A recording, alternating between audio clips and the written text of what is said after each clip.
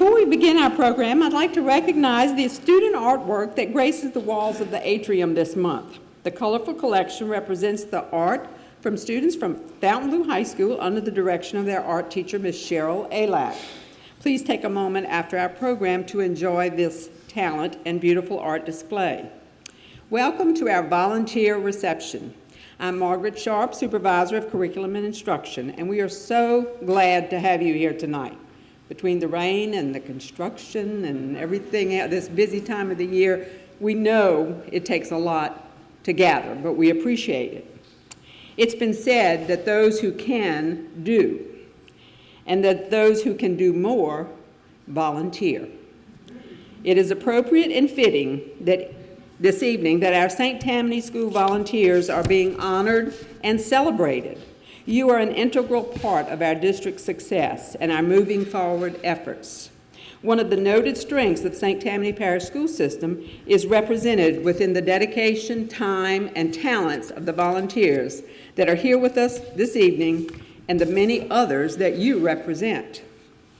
I'd like to take a moment as we begin this evening to recognize important members of our school system who have come out tonight to recognize you and to thank you. And one of your biggest cheerleaders is Superintendent Trey Foltz. Mr. Foltz? We have Assistant Superintendents Dr. Regina Sanford and Mr. Peter Javia. Our Board President, Mr. Jack Loop. And Vice President, Ms. Robin Mullett. Ms. Mary Kay Belisario. Mr. Dennis Kuzan, Ms. Beth Heinz, Mr. Willie Jeter, Mr. Michael Nation, Mr. Ron Betancourt, Mr. Richard Hersey, and Mr. Neil Hennigan. Is there any other board member that I miss? Great. As each of you sit here tonight, you volunteers, I would like you to consider why you have been invited tonight. Your administrator was asked to invite that person at their school who they depend on, who they count on, who they would truly miss if you did not show up. And they invited you. That's why you are here tonight, because we all truly appreciate what you do every day. At our district level, we are so fortunate to have leaders that have given us the charge each year to reach outside the school walls and encourage and welcome those like you in our community to assist in making our schools the best that they can be. It is a pleasure to recognize our Assistant Superintendent, Dr. Regina Sanford, who will officially welcome you.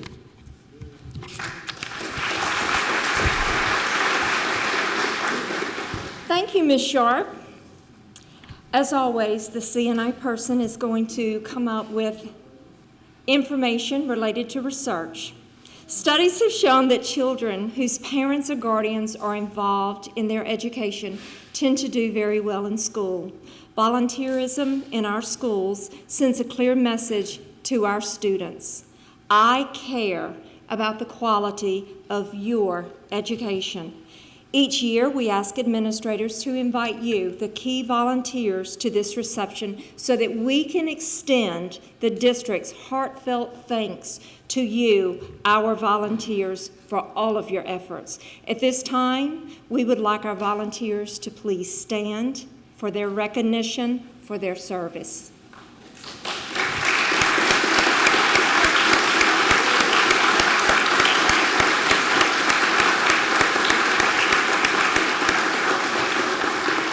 Thank you so very much for the service that you provide to our schools. In our audience this evening, we also have another very important group, our administrators. You play a major role in community outreach for your schools. Would all of our administrators here tonight please be recognized for your time and diligence?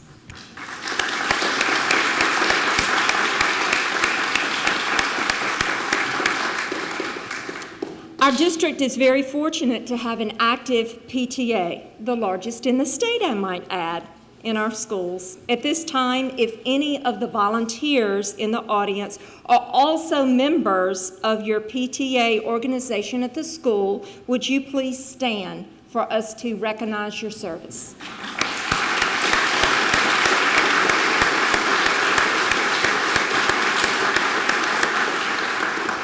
School volunteers are a diverse group. Each one of you is as important as the next. Whether you're a working parent who volunteers at the ball game because others work during the day, or a mother or dad giving of your time, tutoring at school, or just helping in the classroom. Even a grandparent who chaperones on a field trip. Let's not also forget our community partners who speak at many of our career events in our schools. Every minute, every hour, large or small, it is you who makes the difference to the work that we do for our students. We are an outstanding educational community because of you, and we thank you very much. We salute you and honor you tonight. Thank you for coming.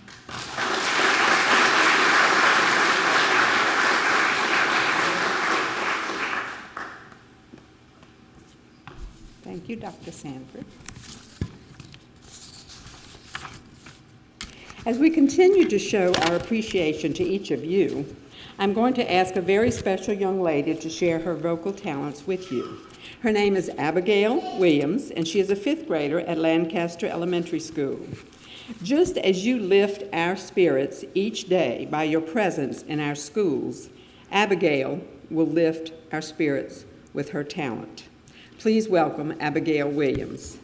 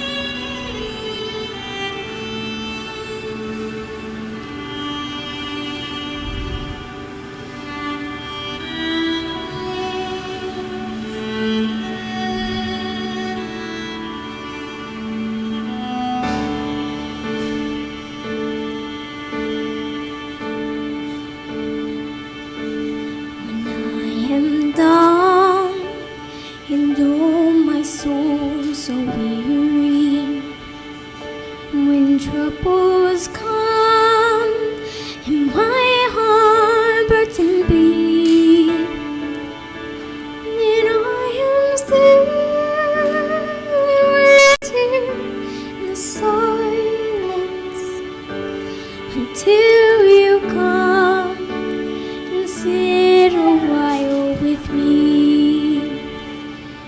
You raise me up so stand on mountains. You raise me up to walk on stormy seas. I am strong when I am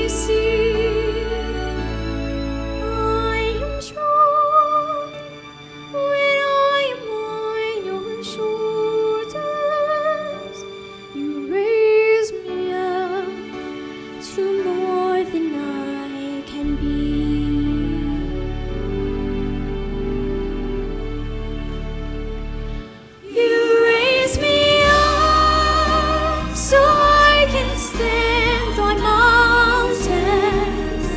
You raise me up to walk on stormy seas. I am strong when I am on your shoulders. You raise me up to more than I can be. You raise me up so I can stand on mountains. You raise me up to walk on stormy seas.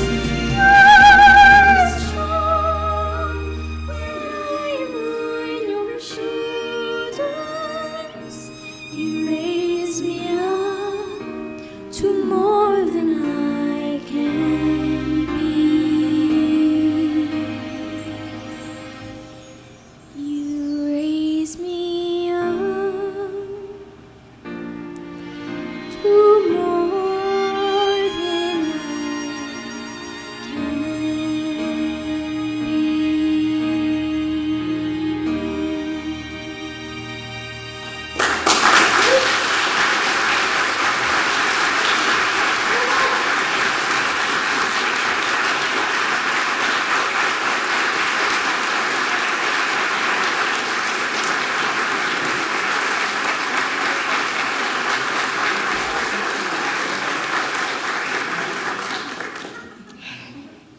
I can't ever talk after she sings. If that doesn't inspire you, thank you, Abigail. We have Abigail's mother and father with us and her little sister, so thank you so much, and her principal, Miss Webb.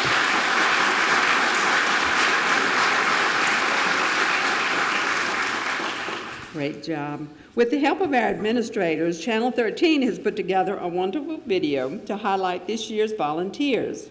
Let's watch and enjoy the many happy faces and big hearts, and you might recognize someone you know.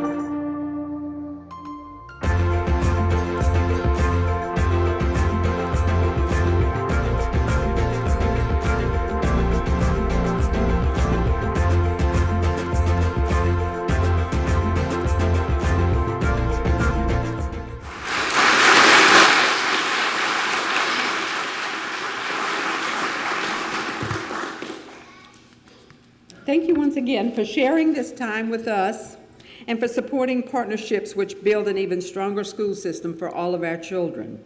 Remember, each one of you makes a difference in helping us as we move forward, every child, every day. We would like to thank again our student performer, Ms. Abigail Williams, and acknowledge her parents and her sister. We'd also like to thank Ms. Pat Ferris and her staff for providing refreshments, Channel 13 for the video, and the Public Information Office for help in preparing the token gift bags that you received as you entered tonight.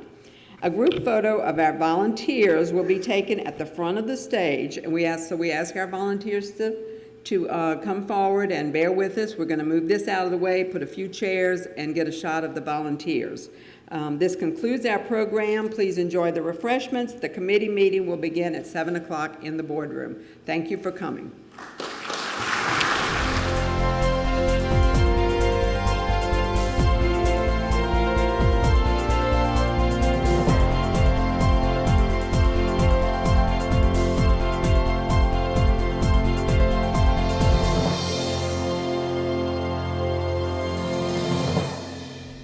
Good evening. I'd like to call the meeting to order, please.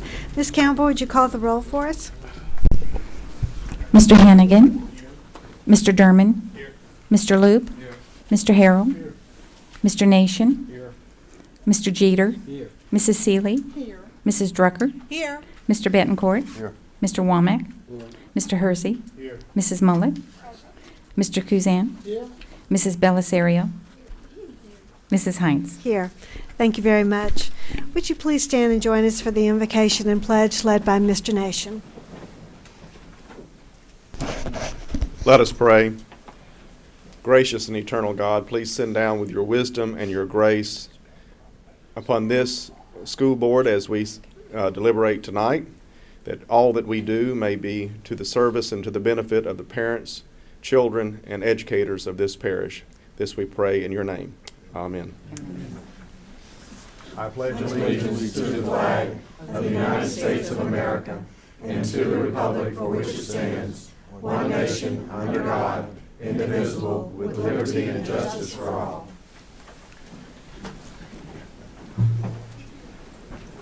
Again, I'd like to welcome you to our May 12th Human Resources and Education meeting. We had no one request time on the agenda, but Mr. Fultz, I believe you'd like to. Yes, I was looking up. I see a former administrator, Mr. Bill Brugman, is here with us tonight. Bill, welcome. Thank you for your service.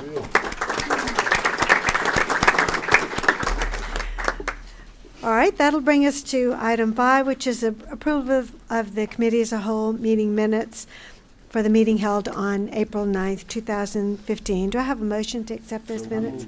I have a motion by Mr. Betancourt and a second by Ms. Seeley. Do we have any comments from board members? Do we have any comments from the public? All those in favor say aye. Aye. Opposed? Abstained? So ordered. So that brings us to item number 6, which is our Capital One Investing for Good Scholarship Award. And we have 2 representatives from Capital One Bank here this evening, Mr. Raymond Hall and Mr. David Blasini. Good evening. Capital One Investing for Good scholarships are designed to aid and honor talented high school seniors. Scholarships are awarded to seniors who have exemplified excellence through their schoolwork as well as their community. Students are rewarded for their leadership as shown through their values, actions, and their volunteer activities. We, as Capital One, we are honored and fortunate for the partnership with St. Tammany Parish. This is our 6th year presenting the Investing for Good scholarships. There is no better way for us to show our dedication and devotion to academics and community excellence. Having access to higher education will help open doors for our talented leaders of the future. We look forward to seeing them accomplish even greater success in the future, and we are confident that they will pay it forward within the St. Tammany community. Thank you. Thank you.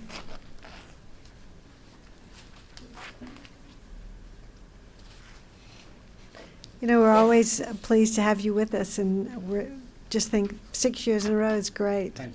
Absolutely. Our first scholarship recipient. This student graduated Friday night from Covington High School. He participated in the advanced placement, honors, and dual enrollment coursework, as well as the National Art Honor Society, Foreign Language Club, National Honor Society, NJROTC, and 4-H, just to name a few. He has held multiple leadership positions, earned a wide variety of honors and awards, and devoted countless hours giving back to the community. For example, these include Relay for Life, American Legion, Child Welfare Project, Coats for Kids, Covington Food Bank, Forest Manor Nursing Home, Good Samaritan Nursing Home, Holy Family Catholic Church, Pontchartrain Nursing Home, Toys for Tots, and St. Tammany Parish's Libraries Reading Program. He is being awarded a $5,000 Capital One Investing for Good scholarship, which he plans to use at Northwestern State University in Natchitoches as he prepares for a career in the medical field. Please join me in congratulating William Busby III. Would his parents and Mrs. Hanson, principal of Covington High, also stand? And Mr. Foltz, they would like a picture. Who's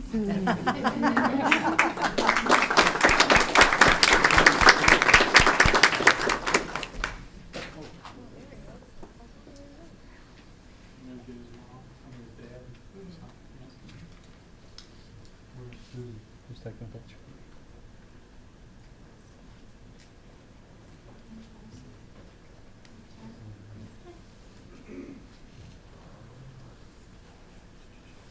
Good right there.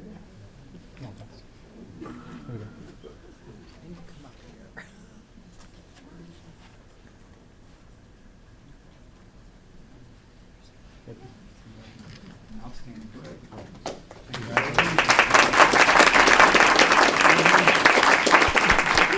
Scholarship recipient number 2.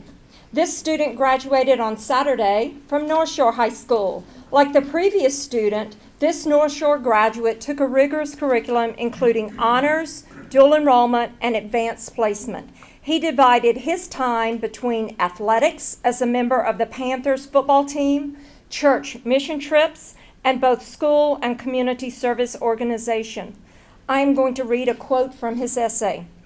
What we give and how we serve other people in our community, our country, and the world is what we are here to do.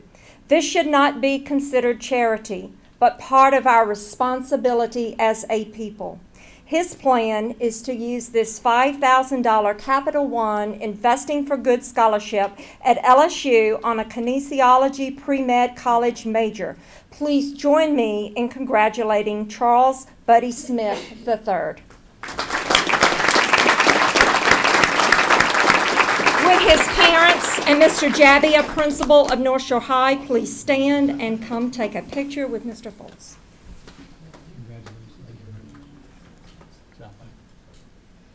Excuse mom and dad. Squeeze in here somewhere.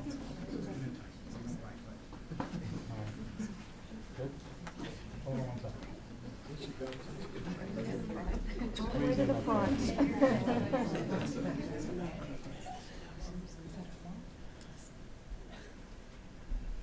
All right, good job.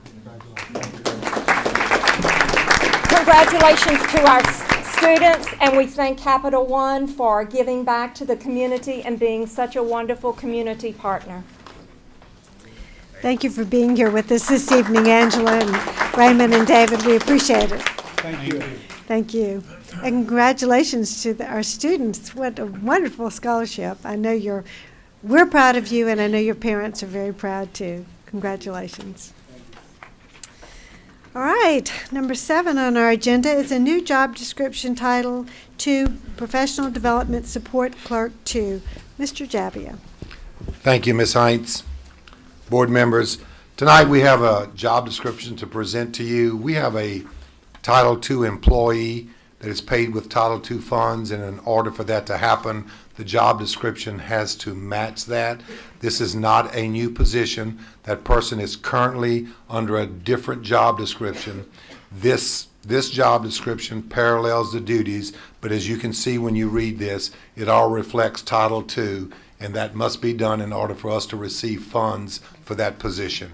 And we're recommending that we accept this job description tonight. All right, do I have a motion to accept this job description? I have a motion from Mr. Womack. Do we have a second from Ms. Mullet? Do we have any comments or questions from board members on this? Mr. Derman? Thank you, Ms. Haynes. Mr. Jabby, this is just for this one position, or Yes, sir. all of these positions are going to be? Well, we only changed? have one person that's in this particular classification right now. Okay, This so would serve for anyone in the future in that same position. Okay, thank you. And there's no increase in salary. It's the same salary as the other job description. All that stays the same. Do we have any other questions from board members? Do we have any comments from the public? All those in favor of accepting the new job description for Title II Professional Development Support Clerk 2, please signify by saying aye. Aye. Those opposed, nay. Any abstentions? The motion passes. Thank you. Item 8 on our agenda is instruction. First, we have Moodle by Dr. Mott and Mrs. Swartz.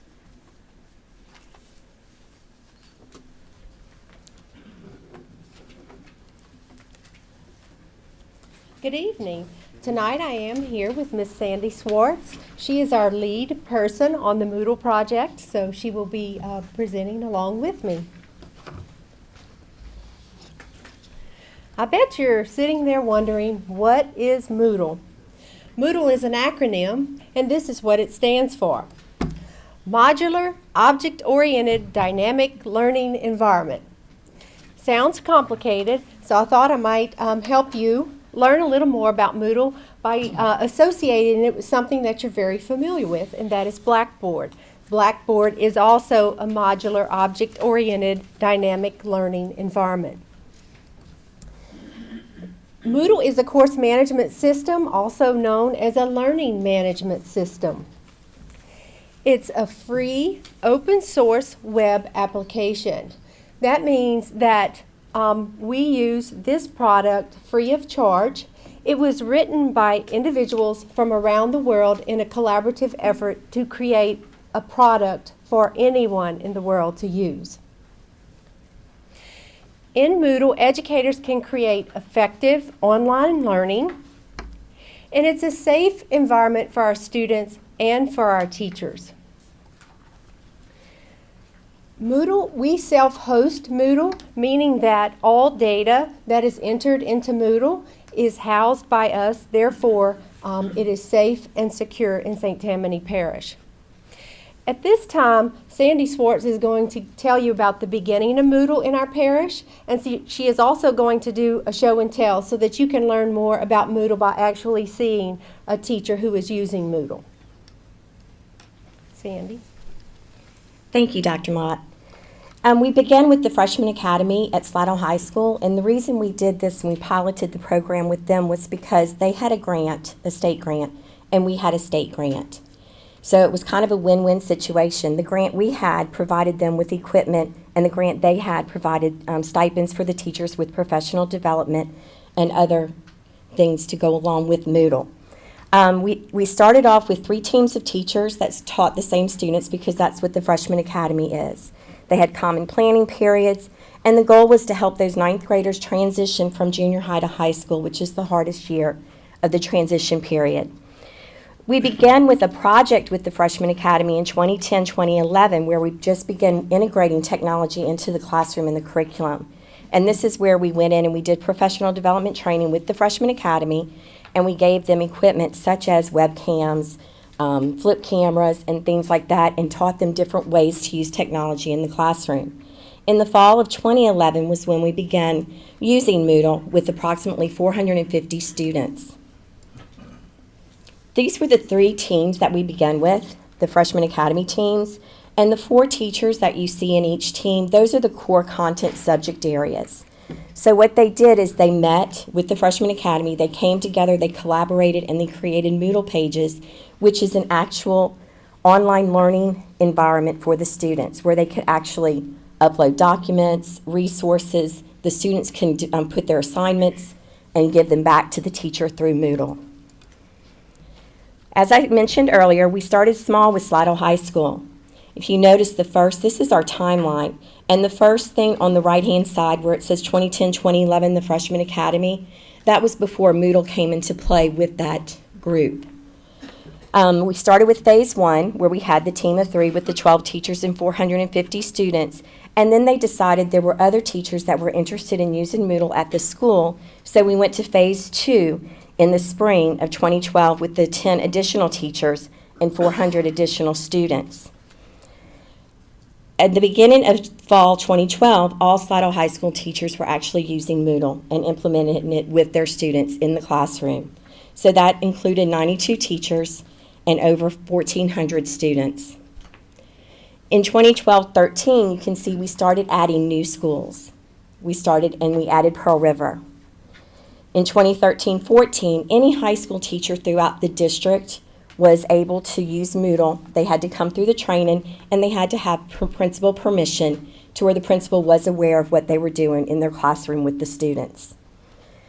This past year, we added Salmon and Lakeshore. And when I say we added Salmon and Lakeshore, basically what I mean, if I mention in a school name, all faculty members at that school are using Moodle in some aspect.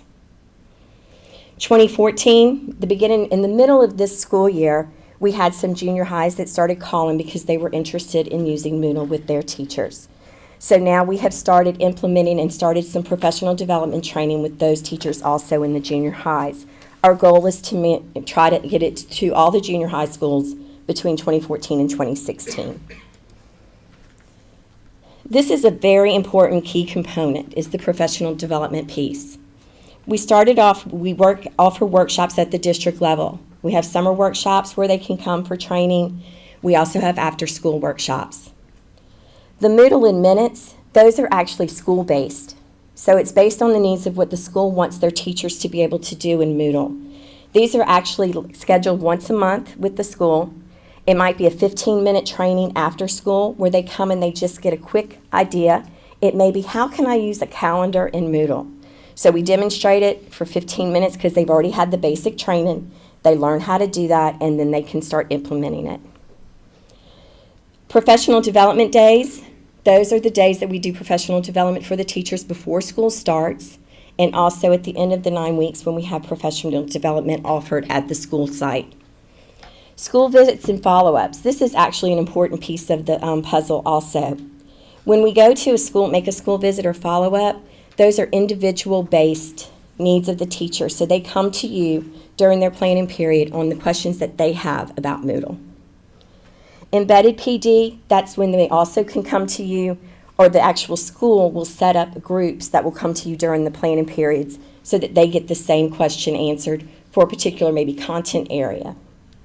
And then of course we need to continue that ongoing support. That's constant emails, phone calls, etc. This is an estimate right now as to how many high school teachers and students are participating. We have approximately 311 teachers that are using Moodle, and at least 5,114 students have used Moodle. This is not including the junior high schools that have started implementing it this year. This is what the Moodle course or the Moodle portal looks like. And this is housed here in St. Tammany Parish.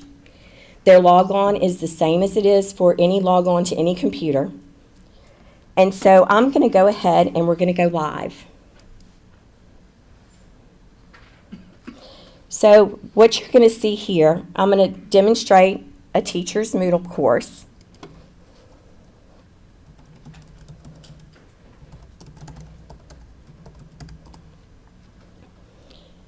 And you're going to get to see some of the things that are included on a Moodle page.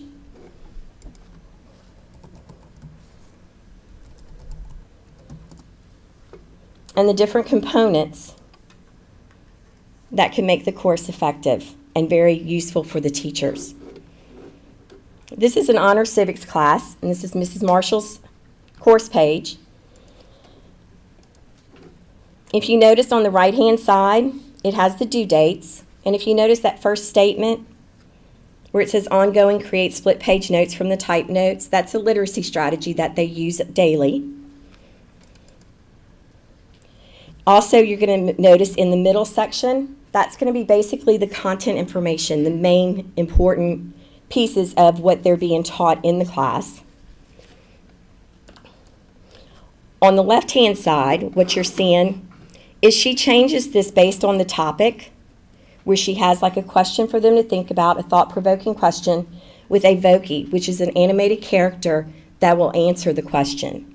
So kind of like a flipped classroom. A Moodle course page is a blended learning environment. It goes outside the walls of the classroom. If I scroll down, on the left-hand side, you see the calendar. So if I hover over like today's date, okay, they have a notebook check, observation, and civic duty log. If I scroll down even further, here's the first day handouts, so they can put all of their course material on here. What you're actually seeing is from the administrative perspective, because I'm logged in as me. The student only sees what the teacher wants them to see at that time. So whatever content they're teaching, they can close off Unit 1 if they're on Unit 2 and open it when they want. You can see the upcoming events also, which gives them, they can glance at it and they know exactly what's due when.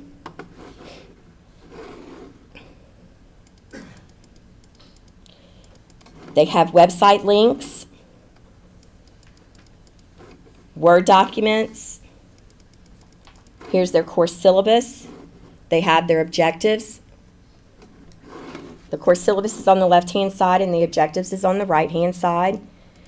They have videos, so you can embed a video so they can go home, watch that video, and they come to class the next day, and they're prepared to talk or discuss what they watched on the video. They have assignments. So let's say they did an interview assignment. I'm going to click on it so you can see what happens. This is what the teacher sees. And if you notice, this was back in August 21st.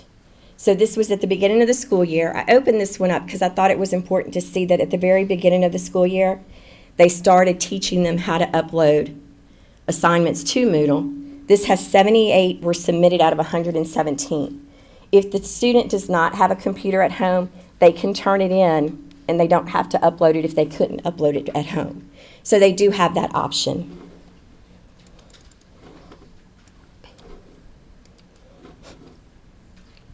I'm going to go ahead and go back to the PowerPoint.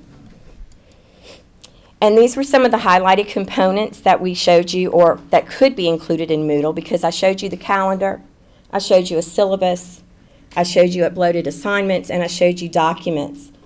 If they had a textbook online, they could put that information there also, because that textbook online, they could even put the code and the information for the student because it's secure. And the only people that see it are the students that are enrolled in that course.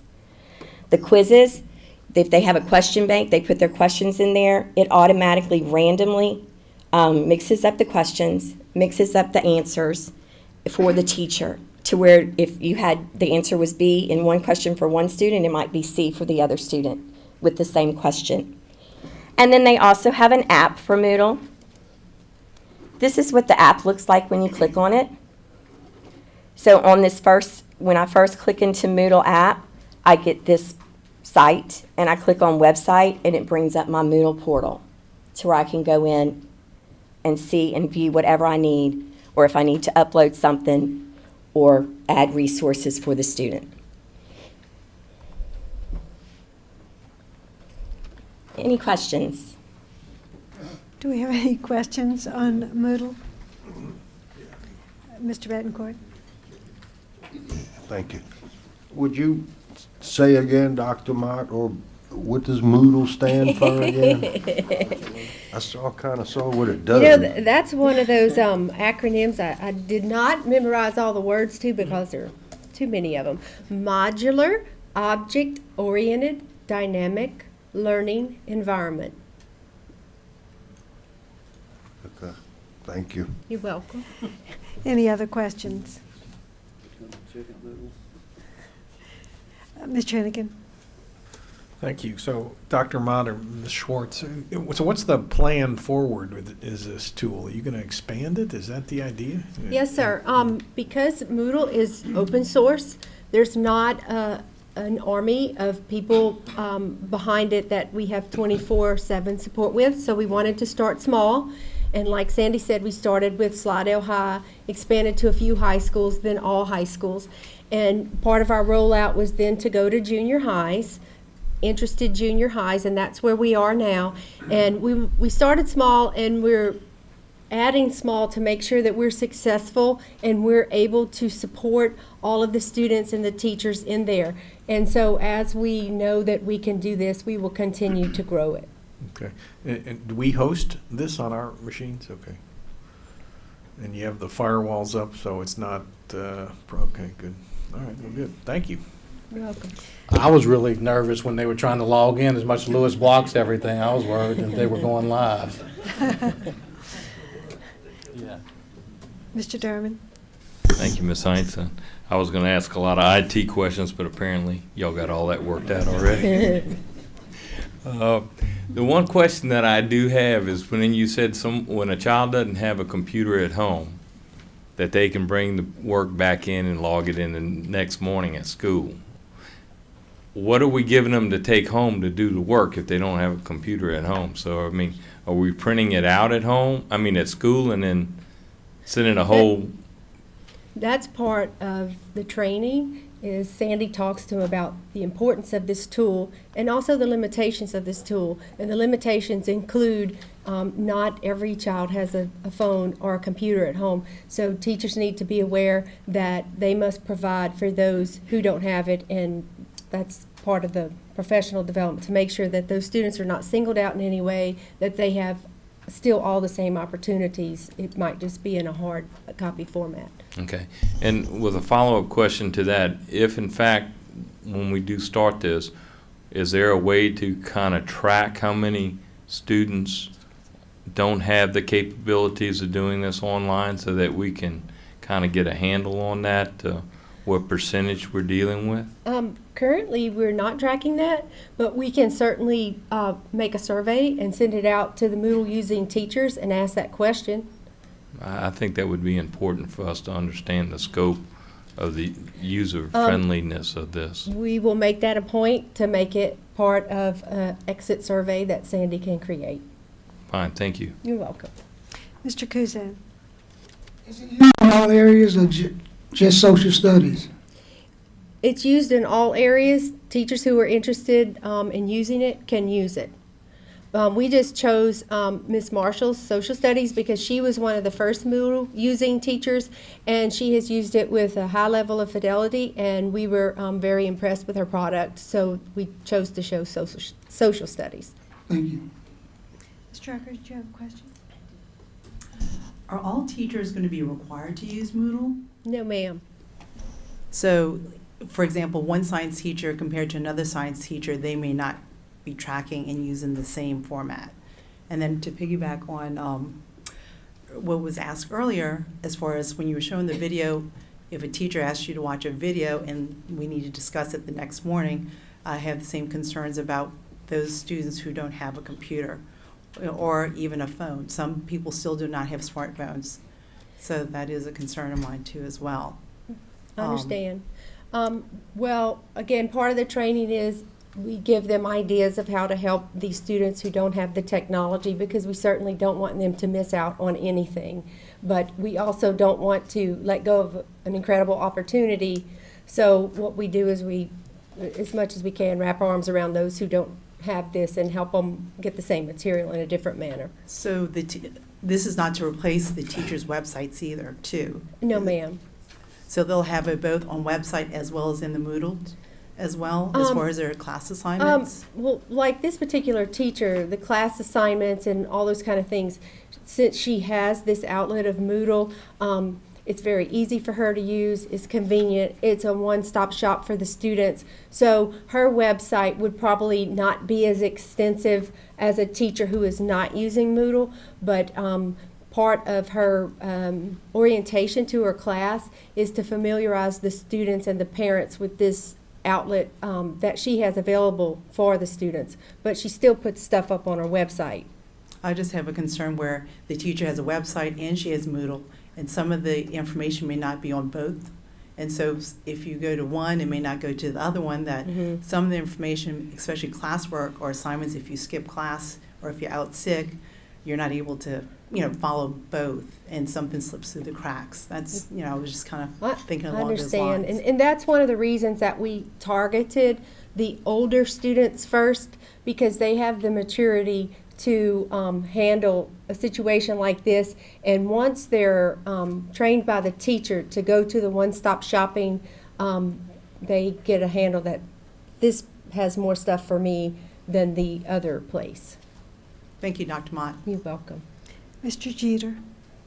Moodle, is that unique to just St. Tammany Parish? No, sir, and I'm glad you asked that question, because I forgot to say that at the beginning, that one of the things that we try to do in instructional technology is to look outside of K-12 and see what the business world is using and what universities are using. And what we were noticing is that Moodle is used by most universities in Louisiana and many universities throughout the United States, and also some business. So we said we had a few of us familiar with Moodle from personal experience, and so we said we're an industry leader, and industry leaders seek out other venues, and so that's how Moodle came about. Thank you. And students that leave our school system and go to some of our state universities would certainly have a leg up on other people that have not been able to have the opportunity to use it. Ms. Mullet. Yes, I just wanted to comment. I know that there are concerns about using it and the teacher's website, but knowing a lot of the Slidell High teachers and being up at Slidell High a lot, it has just been a great tool, a very, very good tool. And as far as Ms. Marshall's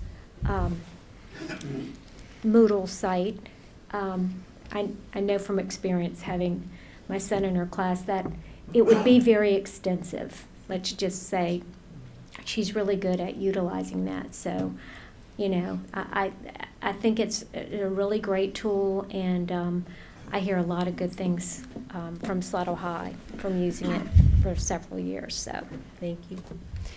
Mr. Womack. How long has the program been in existence? I mean, you say it's used by universities. I'm assuming you mean outside Louisiana, all across the country. Is this something that's been around for a long time, or? I'm not exactly sure of the implementation date of the first Moodle. I know that it's on version like 11. No, this is 2.7 or 2.6. 2.6, but they keep, they had, 1, 1.1, 1.2, so we're many versions into it, but I'm not sure of the exact start date. I know that my first experience with it was about 7 years ago. Yes, it was about the same, but I had heard about it in the early 2000s. This is something that was developed by the United States Department of Education, or? No, sir. This is an open source product. It was developed by individuals collaboratively from around the world. Someone had an idea to create a learning environment that was online, and this person put a call out to other smart people and said that this is what we want to do if you'd like to contribute. So they contributed through emails and phone calls, and they started developing this and adding to it, and this is what it's become. So we are in the infancy of using it, though, huh? I know you said there's been several versions of it. Since 2010, I would say that we're a 10-year-old. And most of Louisiana's high schools are using it, or? I don't know that to be true. I know that most universities are using it, and that's one of the reasons that we hooked onto it, is because we wanted to give our students that same experience as they would get in a couple of years in college. Well, much like Mr. Durman and, Lord, my brain's shorting out. Ms. Tracker? Huh? Ms. Tracker? So, yes, I'm sorry. I'm really, really sorry. My big concern with it is, in fact, those students that don't have access to computers, and I think it really is important, and you always do come back with information for us, but to let us know what the contingency is for those students that don't have access to computers, and how we're going to handle that, because that is important. Well, we will make it our goal to get a survey out in the next, we're right at the end of school, so I can't promise you that we'll have a cooked product to present to you, but we're going to talk and see if maybe it might be better to send out the beginning of the year, but we're going to develop a survey and ask that question to cover your concerns. Yes, okay. Well, thank you for the information you've given us on it. I appreciate you answering my questions. Sure. Do we have any other questions from board members? Thank you very much, Dr. Mott and Ms. Schwartz, for the informative presentation. Thank you. All right, item B is our Montleon Technology Award. Dr. Mott. Good evening. Tonight I'm here to present the 2014-15 Montleon Technology Award. This year's winner is a high school teacher, Dr. Barrett Adams. Dr. Adams is here tonight with his principal, Dr. Jean Wagner, and his parents, and they are all from Lakeshore High School. Dr. Adams presented the project entitled 3D Printing. He says there are limitless ways 3D printing can be used. In the past, inventors, innovators, and visionaries could only depict their ideas via two-dimensional drawings and diagrams. But now, 3D printing provides a means to easily fabricate models for designs, which allows inventors to test their ideas using prototypes. Dr. Adams believes that 3D printing has yet to make a huge impact in educational institutions.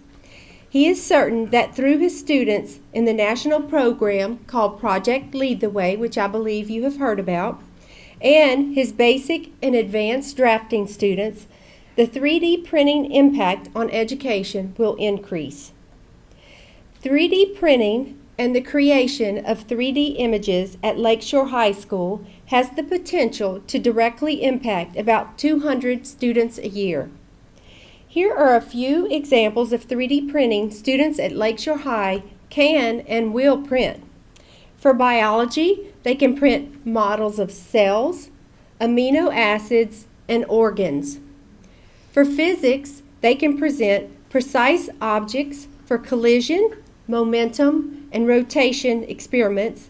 And for history, they can print replicas of historical objects and people.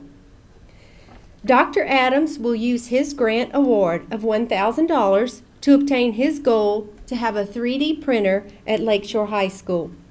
Let's all congratulate Dr. Barrett Adams.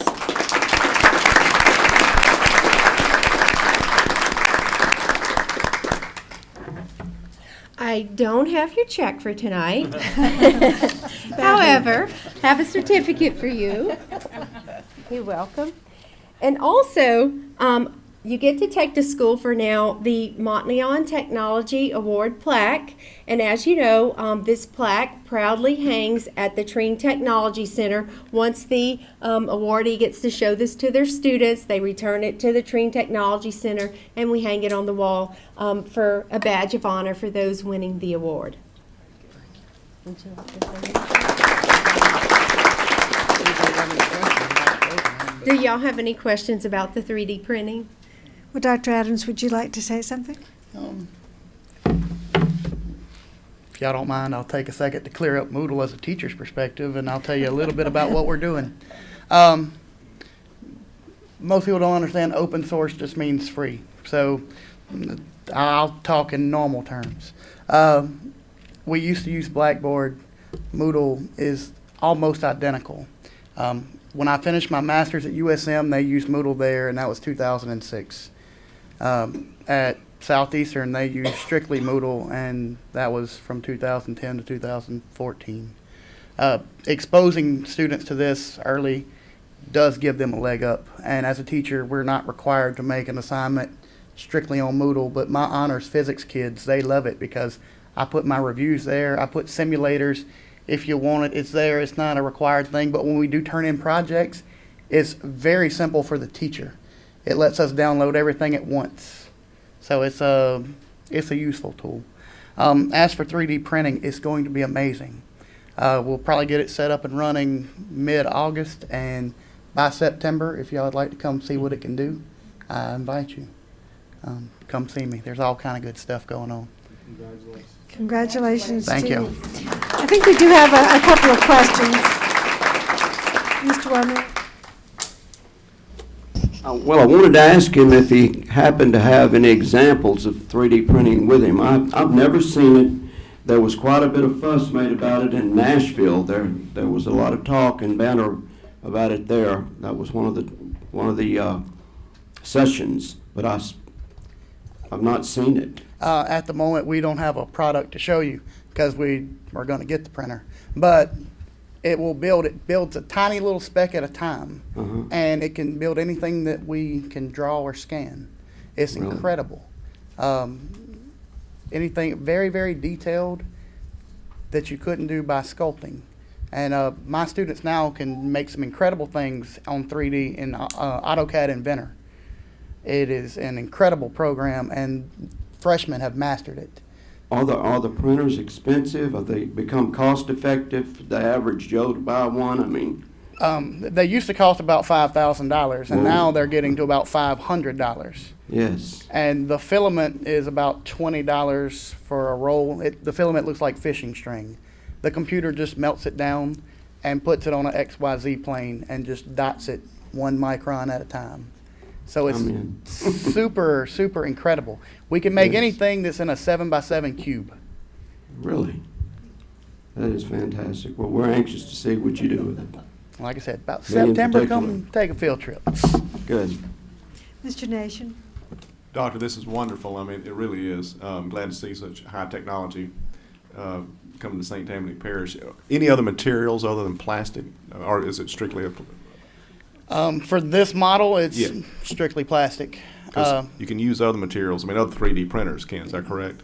There's some that'll take metal shavings and pack them down, and then you kind of melt them in a kiln, and it'll make a metal part. There's your gastro people that make food, and they're printing out food. They're making pizza and the things that you can make with sugar by heating it up, making nice crystal shapes. There's other applications, but right now the medical field is starting to print out valves using different biomaterials. It's the wave of the future, and exposing kids to it's fantastic. We're very proud of you for winning this award tonight, and we know Mr. Monteleon is smiling down with this new innovation. Thank you so much. Thank you all.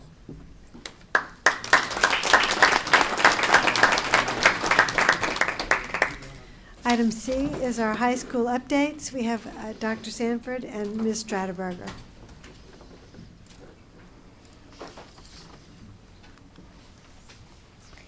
Good evening, Mr. Folse, Ms. Heinz, board members and guests.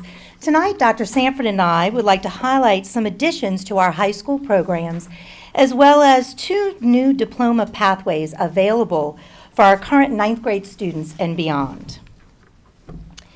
The 9th grade transition is a critical time for high school students. The purpose of our transitional 9th grade or T9 program is to assist struggling students who would benefit from pursuing grade level work while receiving remediation on a high school campus. Our T9 structure will provide support that is multifaceted, intense, and customized in all areas to achieve social, emotional, and academic success. School building level committee teams at the junior high schools, which includes input from high school counselors and administrators, will make placement recommendations based on a comprehensive review of student data. Once placement in T9 is determined, the student will be required, per state policy, to attend a summer academic support session along with his or her high school orientation. As part of the T9 course schedule, high schools will schedule students into a double block of English 1 and/or Algebra 1 in order for them to receive necessary remediation. This will enable students to receive remediation at the same time they work towards earning Carnegie credit. Additionally, high schools will create a customized counseling structure that includes a support team for T9 students. The team will monitor students' academic, social, and behavioral progress, as well as offer targeted career and college counseling. Student diploma pathways should connect with real-world outcomes after high school, as we've discussed tonight, for both college and career-bound students. Our current 9th grade students and beyond have the choice to choose among 2 such diploma pathways. As you can see here, the TOPS University pathway and the Jumpstart Career pathway. In pursuing either diploma, students will focus on attaining basic levels of literacy, numeracy, and problem solving in 9th and 10th grade courses. Every student will take core academic classes to work towards either diploma. By the end of the 10th grade, each student's individual graduation plan, or IGP as it's known, will be updated to include the recommended sequence of courses for successful completion of his or her chosen diploma pathway. The updated IGP will be based on the student's academic records, talents, and interests, and shall outline high school graduation requirements relevant to the student's chosen post-secondary goals. Each student, while with the assistance of his or her parent or legal guardian, along with the school guidance counselor, shall be allowed to choose the high school curriculum framework and related graduation requirement that best meets his or her post-secondary goals. Each student's IGP will continue to be reviewed annually and updated and revised as needed. These diploma pathways will afford students the opportunity to connect with real-world outcomes after high school. The TOPS University pathway ensures that students going to a 4-year university have taken a true college preparatory curriculum while in high school and have every chance possible to attain TOPS. Students who complete a Jumpstart career pathway will have attained an industry-based credential to enter the world of work and also be prepared to continue post-secondary opportunities at a 2-year community or technical college.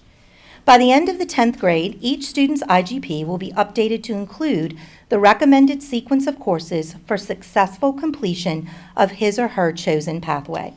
Let's take a closer look at the requirements to attain each of these diploma pathways. Let's first start with the Jumpstart Career Diploma. The Jumpstart Career Pathway is the state's new diploma option available for our current 9th grade students and beyond. The Jumpstart vision is for school districts, colleges, and businesses to collaborate in providing career courses and workplace experiences to high school students, allowing them to continue their education after high school, certifying them for their career fields, and most likely to lead to high-wage jobs. While in high school, participating students will be provided the opportunity to achieve an industry-based certification in addition to their high school diploma. These credentials will qualify graduates to continue their studies after high school at a community or technical college or to launch a career upon graduating. In order to graduate with a Jumpstart Career Diploma, a student must, as you can see here, complete 23 course credits, 4 units in English, 4 units in math, 2 units in social studies, 2 units in science, and 2 units in PE and health. In addition, a student must complete 9 of their 23 course credits within a chosen Jumpstart career pathway. A student also must earn an industry-based certification aligned to their chosen Jumpstart career pathway in order to graduate.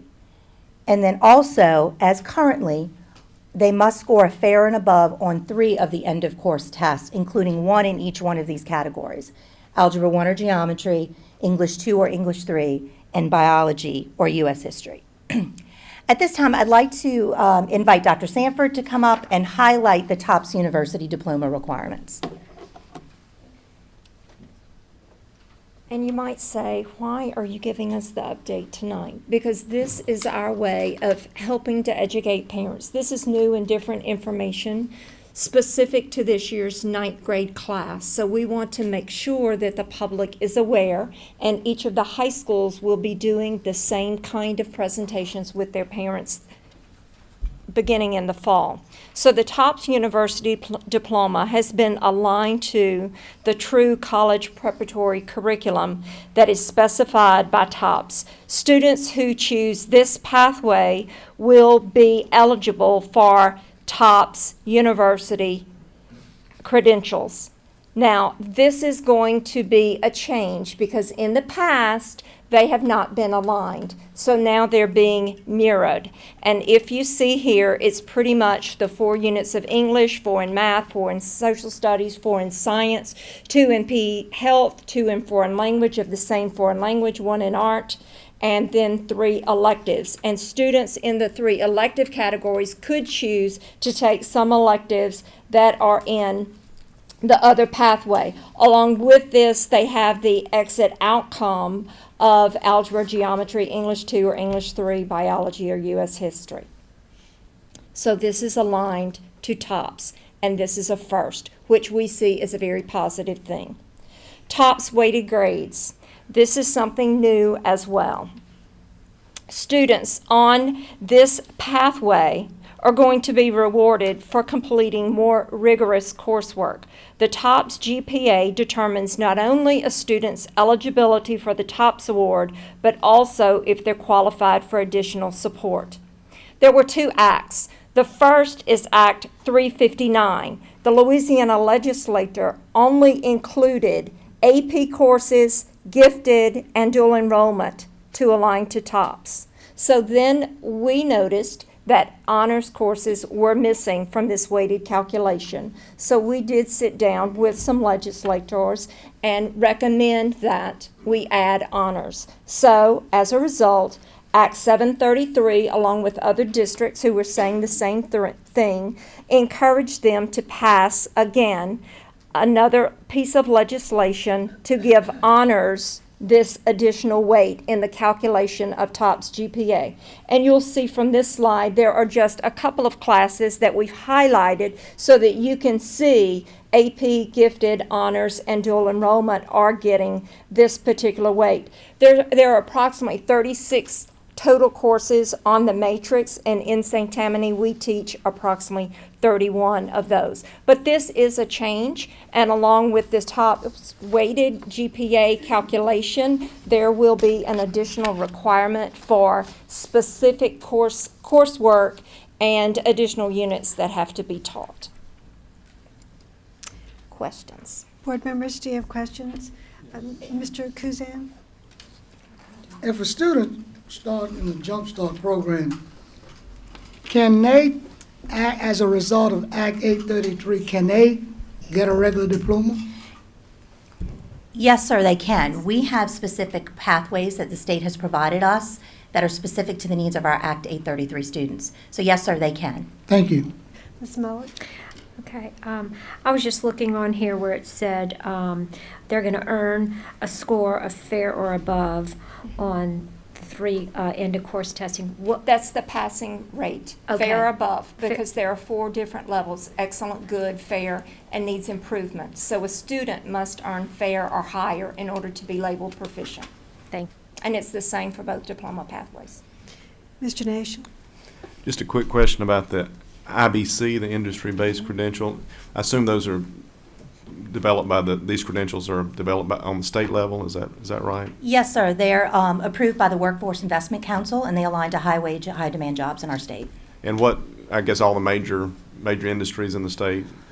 Yes, sir. Actually, a lot of the IBCs that are aligned to the pathways we currently offer our students. So, such as welding, carpentry, EMT, CNA, ProStart, and the like. Gotcha. Thank you. Mr. Derman? Thank you. My question relates to the T9 class. When does that cohort start?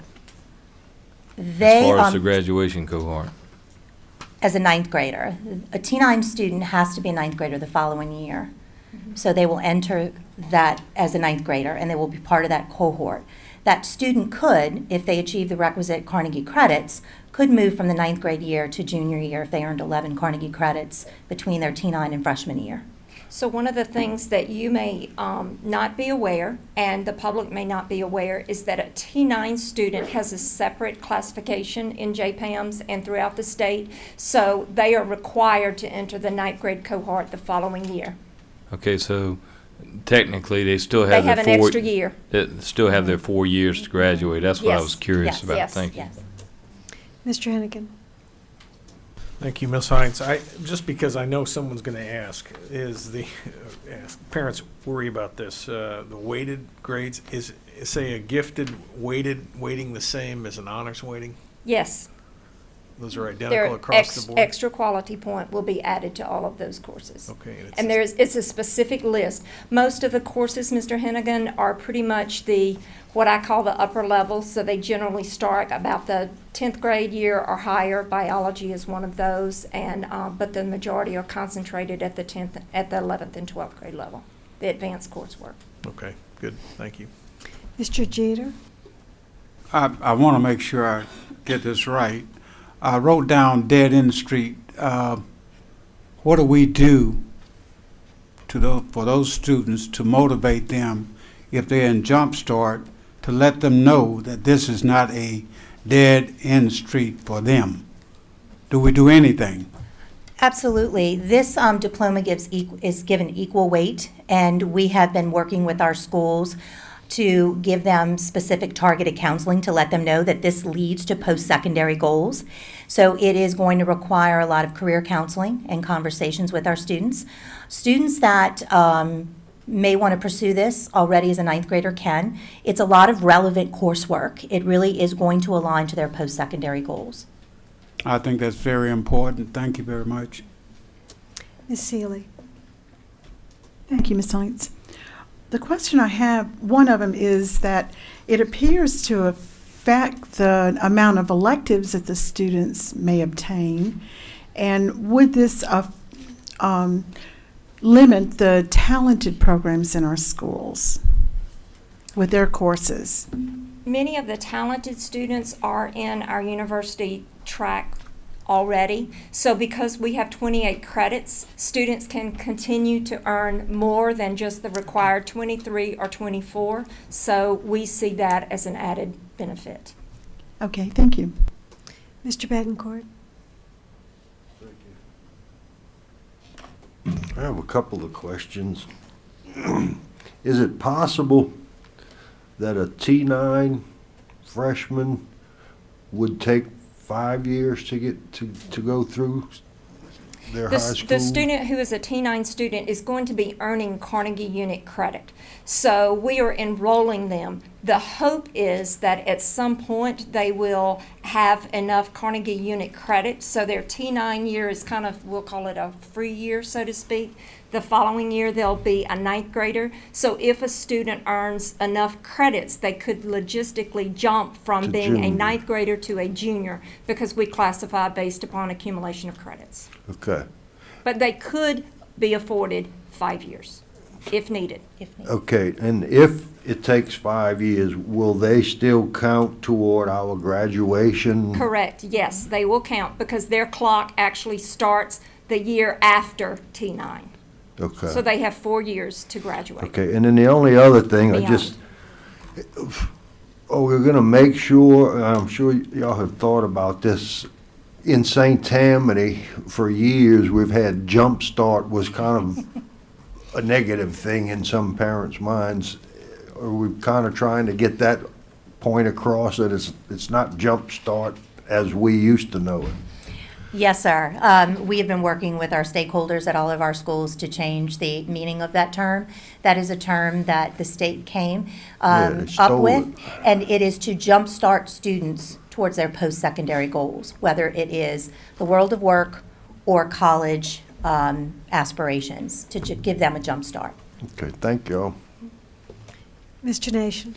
Hey, just one quick question, following up on Mr. Hennigan's point of the weighted grades. Will this, if at all, impact our current weighted grade policy? We will be running a separate weighted grade policy for the district. So we'll have a local weighted grade policy, and there will be a TOPS weighted grade. So it will create an interesting situation for Mr. Bouillon. Because we currently limit our number of quality points to 16, correct? Correct. Now, does the TOPS go beyond that? Yes, they have more than 16 courses. Mr. Bancourt. I just thought of another question, sorry for that. What about the case of the T9 student, extracurricular football player, volleyball player, That whatever? is one thing we're Don't making they- sure Aren't that they limited we- to 4 years? Correct, correct. Which We're 4? making the first time they step on the campus. So most of the time it would be T9, 9, 11, and 12, those 4 years, right? Correct. And if they stay the last They have year, 8 semesters. they're a spectator. Thank you. All right. Mr. Chairman. Ron, I think if they could be ineligible in their senior year, is what you're saying. Yes, they Right. could age out. That's what Dr. Sanford. They got a couple of different issues. All right, thank you very much for that very informative presentation. Our next item is math textbook selection update, and Dr. Mott is going to give us that update.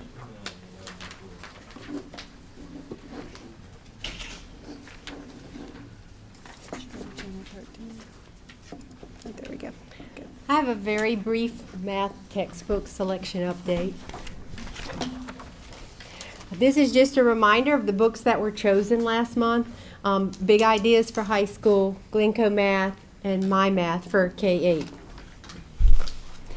The last slide from the previous presentation was to tell you about the next steps. We have completed those next steps, so I'm going to share that with you very quickly.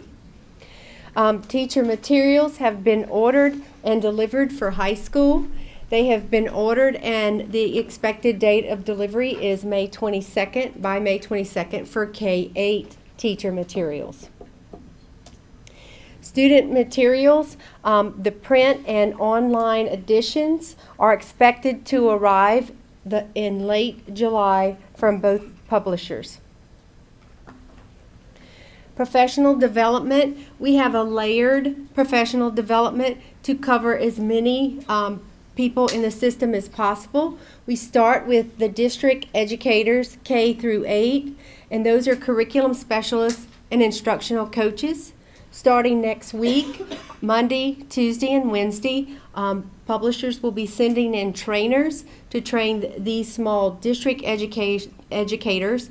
This is a train the trainer model, building capacity so that our district people therefore can redeliver in group settings at a district level and also at the school levels.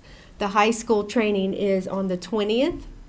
And then this summer, we have a very large professional development scheduled for math only, July 28th and 29th.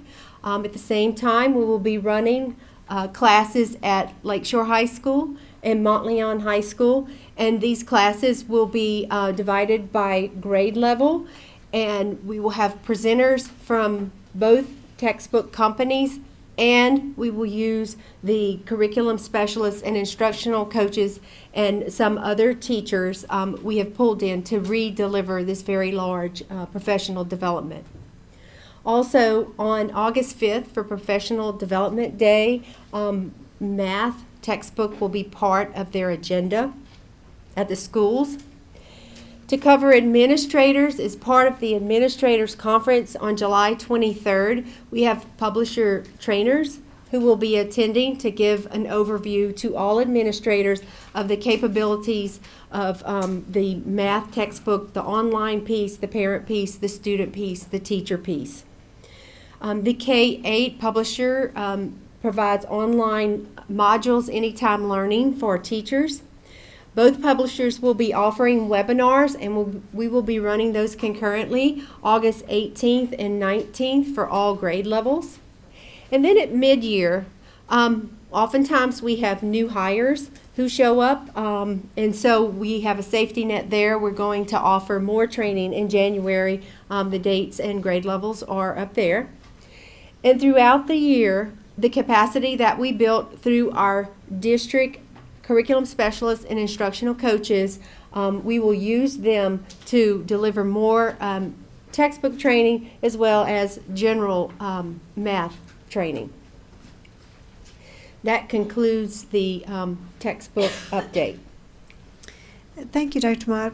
Sounds like y'all are really getting on it in that curriculum and instruction department. We appreciate that. Do any board members have any questions regarding that information we were given tonight?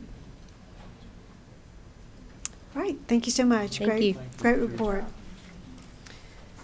Mr. Loop, are you going to save your announcements for the? All right, thank you so much. If there's no further business, I declare the meeting adjourned. Thank you all for being here.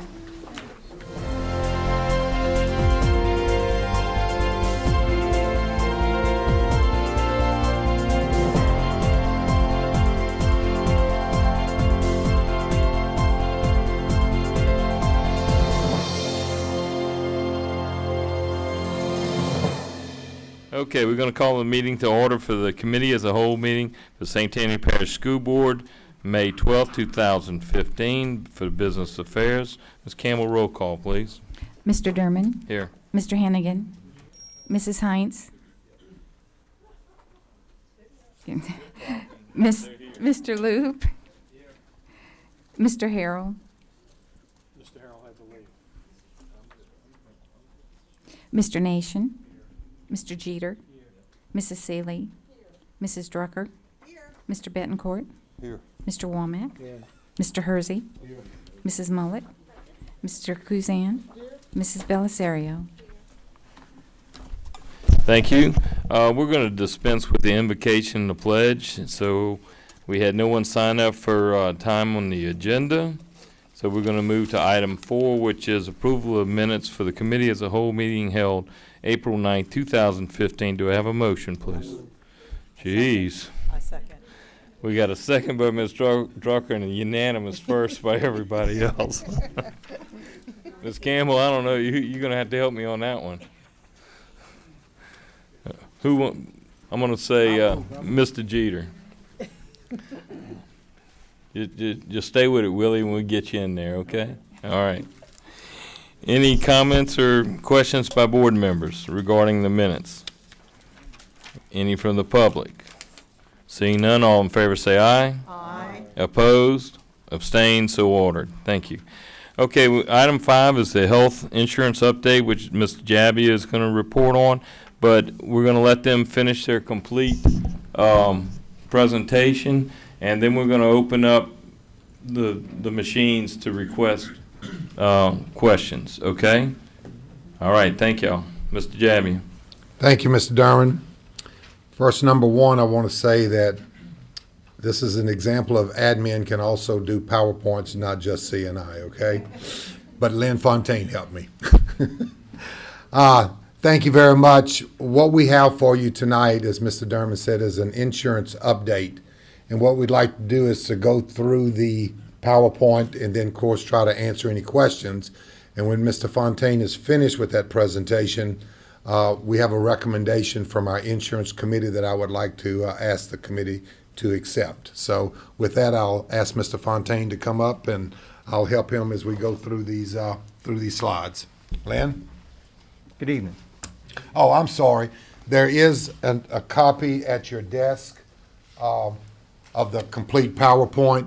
The numbers are maybe so small it would be hard to see on the screen, but we did put one at your place tonight so you can follow along, and we'll go in that order. Mr. Jabbia, since we have a couple new board members, why don't you introduce Mr. Fontaine and tell him what he does for the school system? Yes, sir. Mr. Fontaine is our health insurance consultant.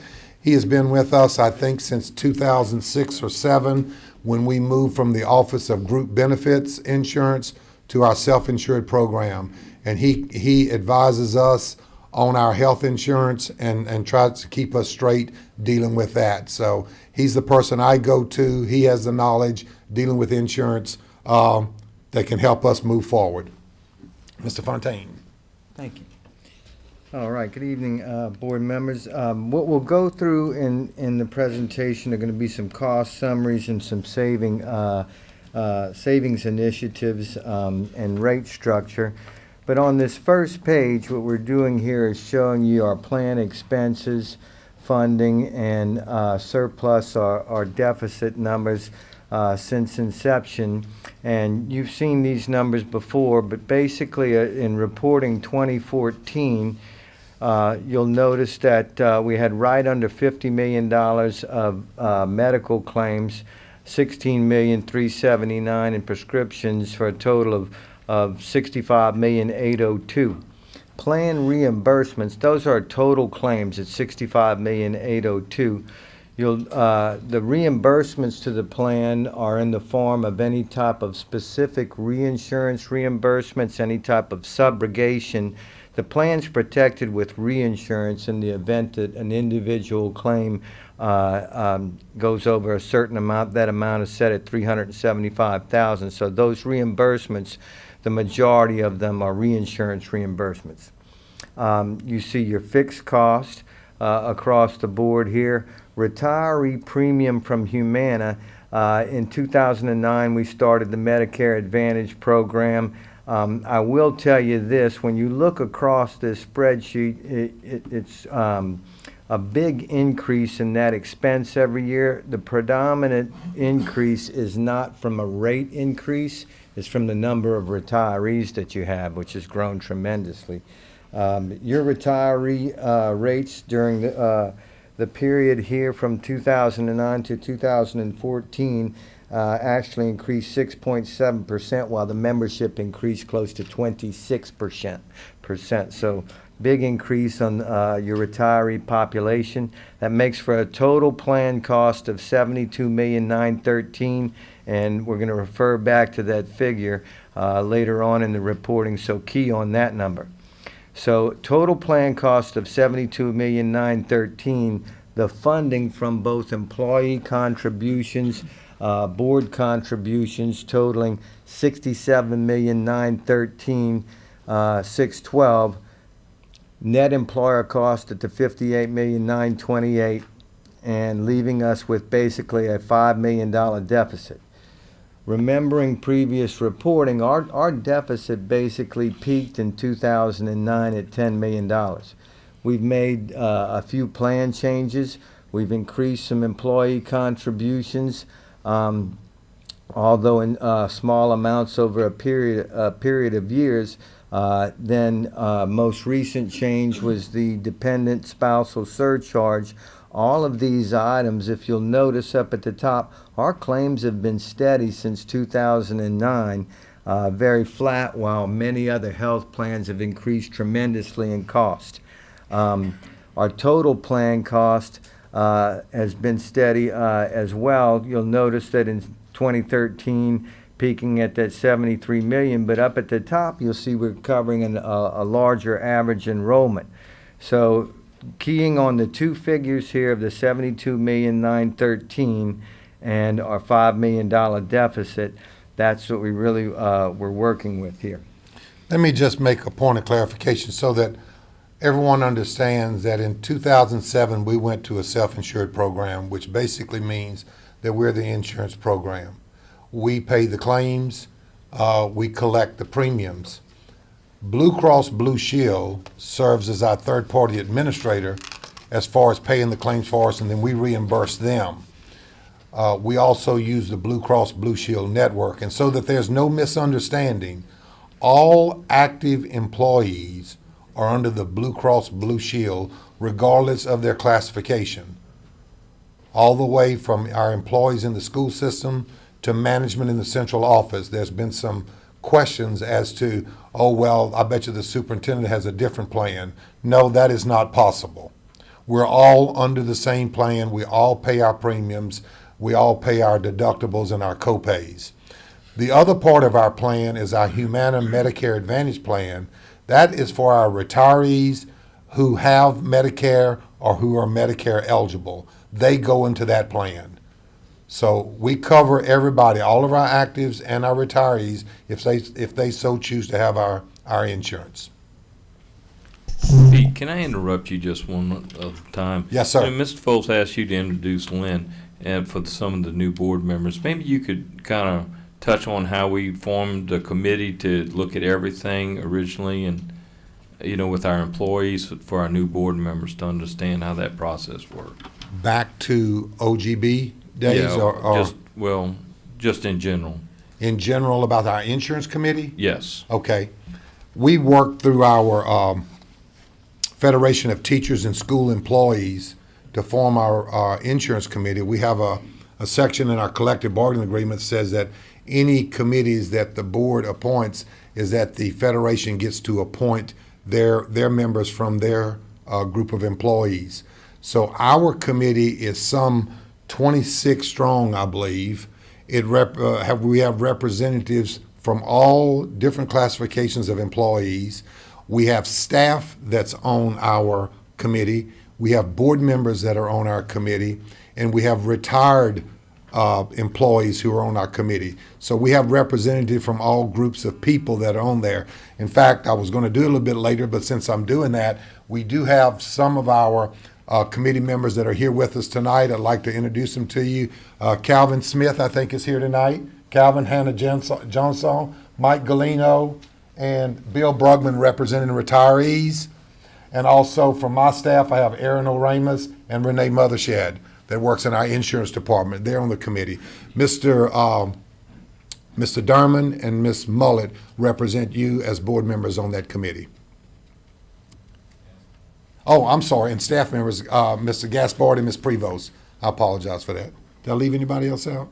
Like I said, it's a large committee, but it's a committee committed to doing what they think is best for all employees in the school system regarding our health insurance program. And like I said, a little bit later, I'll give you their recommendation. Thank you, sir. And we're moving now to page 2 on your report.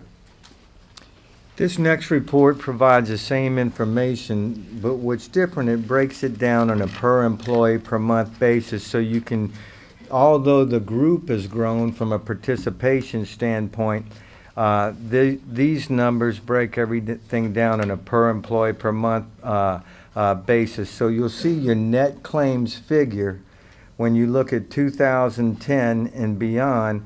We've actually been very steady as far as our net plan cost goes. Fixed cost very stable, total plan cost stable and actually down some 3.7% in 2014 for a claims cost, down 3.8% for a total plan cost. Our funding is down a bit, mostly because when we put the dependent spousal surcharge in, the big savings didn't really come from those who had to pay the additional surcharge. Most of that came from those spouses who sought coverage where they were employed. So we had some claim savings that far outweighed what we lost in funding there. Our net employer costs down from the 802 to the 751, and if you look across the board, that's the lowest net employer cost we've had in many years. We peaked with our deficit in 2009, and we've been chipping away at it to be at our lowest point since that time at the $63.81, and basically have cut that deficit from 10 million down to 5 million. So when we start with the number I asked you to key in on our total plan cost for 2014, right under 73 million at the 72,913, we compare that to our total funding of 67,913, and number 3, that's what produces the $5 million deficit. And these were all year-end numbers for the 2014 plan year. Our Medicare Advantage plan renewal rates, effective 1/1/15, increased cost by approximately $680,000. Prescription drug contract revisions, some additional compound drug authorizations, which will provide significant savings to the plan, audit reimbursements. That combination will provide a savings of approximately $2,250,000 for the upcoming 2015 plan year. Utilizing our 2014 plan costs, the additional $680,000 for the Humana Medicare, the cost savings for prescription drugs, we're looking at projected savings for all of these items. You're talking about a year totaling in 2015 projected at $71,343,000. And the math right there. You see the 2014 cost savings plus the Humana Medicare Advantage less those prescription drug savings. Based on this current enrollment in 2014, our projected funding should be approximately $68,431,000. When we compare the projected cost versus the projected funding, that'll take that $5 million deficit and reduce it to approximately $2,912,372. So given the projected costs, funding, growth in your enrollment that you've been having annually, some healthcare inflation, the minimal increase in funding that we need to run the plan, break even, no longer have a deficit, is approximately the minimum increase, about $3,700,000. You want to go to the next? Oh, you're scrolling down. Okay. Next slide. Not next slide, next number. I'm sorry, next number. We just broke it down in 2 slides here. The Medicare Advantage co-payments effective for 2016, that some of the options, just putting in some very small co-pays, and we'll show you those benefit alternatives, could produce a savings of approximately $250,000. You've all heard the news regarding the Office of Group Benefits and the recent changes they've made involving higher deductibles, physician office co-payments, higher out-of-pockets. In addition to that, higher rates effective July 1st of 15. We're looking at some minimal plan changes with regard to the physician co-payment and the out-of-pocket, which could bring an additional $2 million to $3.6 million, depending on the deductible and co-insurance level to the plan. One other item we've been discussing in the past is the 100% coverage for high-tech imaging, things like PET scans, those types of procedures that are being paid at 100%. If we pay them like any other benefit and pay them at the 90%, we're talking about a savings of approximately $225,000. So by utilizing minimal benefit changes, physician office co-payment, out-of-pocket maximum, the physician office co-payment of $25 for primary care, $45 for specialist, out-of-pocket maximum of $2,000, the high-tech imaging, as I explained, at 90% versus the 100%. There was a question asked, what is the 70%? That's the out-of-network benefit.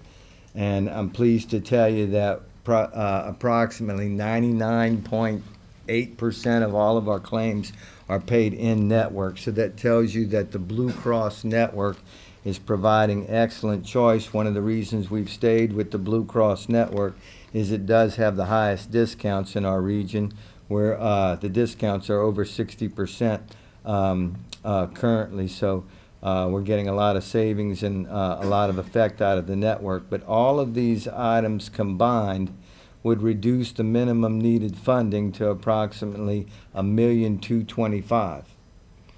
In order to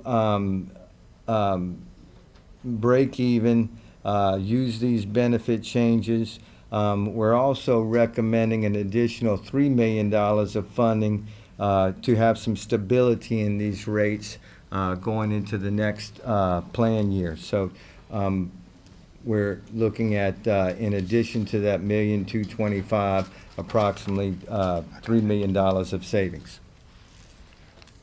We're going to the next page now, which is the fold-out spreadsheet. You gonna go with it? Mm-hmm. Okay. So the first column you see is your current rates, going all the way from an active employee, single active employee at $70, to active family $360, retirees with no Medicare that participate in the Blue Cross self-funded plan, retirees, 1 Medicare eligible, and on. Next column is just for comparison's sakes. These are the rates effective with the Office of Group Benefits, effective 7/1/2015. The first option is if we make no plan changes whatsoever. And what we would need to break even. May I make a statement here? Mm-hmm. I want to refresh your memory. Back in 2013, this board approved what we call a zero balance. And the board approved that that zero balance would go into effect July 2015. And with the zero balance means is that whatever deficit we had, that deficit would be spread through premiums to our employees to make sure we did not have a deficit in our insurance program. That is option one. That's what we're showing is option one. So if we do nothing else tonight, option one will be in effect, and this is what we will do. Okay? So the rates, you'll see, go from basically $70 to the $88.62 up to the family, going from $360 to $455.76, and then the increase is the actual increased amount on that monthly basis right next to it. Option 2 is if we take the benefit options that I reviewed earlier, bring your out-of-pocket maximum up to $2,000, your office visit co-payments to $25 for primary, $45 for specialist, adopt the high-tech imaging at 90%, and Medicare Advantage right now, under your Medicare Advantage plan for your retirees, there are no deductibles, no co-pays, everything is paid at 100%. So there is no out-of-pocket cost for the retirees on any of your medical benefits. There's some small co-pays for prescription drugs. The only benefit change that this option includes is a $5 primary care co-payment for physician, $10 for a specialist, and $50 for the emergency. Okay? Very small co-pays, and that would garner the $250,000 as I reviewed earlier. This option would only require an 8.8% increase to break even, and you see what these rates amount to and the amount of the increase. So option 1 and option 2 basically give you a zero balance. Hopefully it will be no deficit, but there will not be any additional funds. The difference is in option 1 and option 2 is the amount of premiums that are being paid, because one does have a change in benefits. So that's the difference between 1 and 2. Option 3 provides that same benefit structure as option 2, but incorporates the additional funding for some premium stability throughout the course of the next year. So same benefit structure, it just adds that additional funding, and you see the rates produced and the amount of the increase. Finally, option 4 would be increasing the out-of-pocket up to $3,000, same office visit co-payment, high-tech imaging, same Medicare Advantage option, and you see your numbers there at the 19.9 and what it increases the rates. So option 1 and 2 gives us no multi-year funding, which we have difficult keeping up with inflation as it is. Options 3 and 4 give you some multi-year funding. Okay? We're going to go to the next page so that you can see a comparison of what we have now and how the different options will affect it. And it's, I think it's pretty self-explanatory, but Lynn will let you go through that. So when we talk about these changes in benefits, first off, the change in benefit does not affect the calendar year deductible, okay? That remains at a $500 deductible. $300 for a retiree. Options 2 and 3, you'll see that currently your out-of-pocket maximum, okay, is $1,500. The increase would be to $2,000. I will tell you this, what we were trying to do here is come up with options that would give us savings, but would be the least impactful to your employees. And when we look at the figures, in any large plan, remember that the majority of your claims come from a very small amount of your membership. Basically, about 85 to 90% of your claims come from 10 to 15% of your membership. Mr. Derman had asked a question at the end of the last meeting and said, how many of our members actually met the out-of-pocket? And basically it was only 9%. You have some 12,000, close to 12,000 members in this particular plan, and less than 10% have met the out-of-pocket. So when you're increasing that out-of-pocket from 15 to 2,000, and I can tell you, industry-wide, a $2,000 out-of-pocket with a $500 deductible is extremely low. It will not impact the majority of your employees. So you're talking about increasing the out-of-pocket here. The other change a little further down is the $25. You're going up $5 for primary care. You're going up $45 for a specialist visit. No changes in prescription drugs.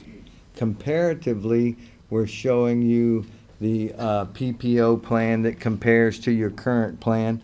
Much higher deductible, much higher out-of-pocket, no physician office co-payment, and of course, one of the reasons that our big benefits we gained back when we considered leaving the Office of Group Benefits were a far superior schedule of prescription drug benefits. So the changes in that option are minimal.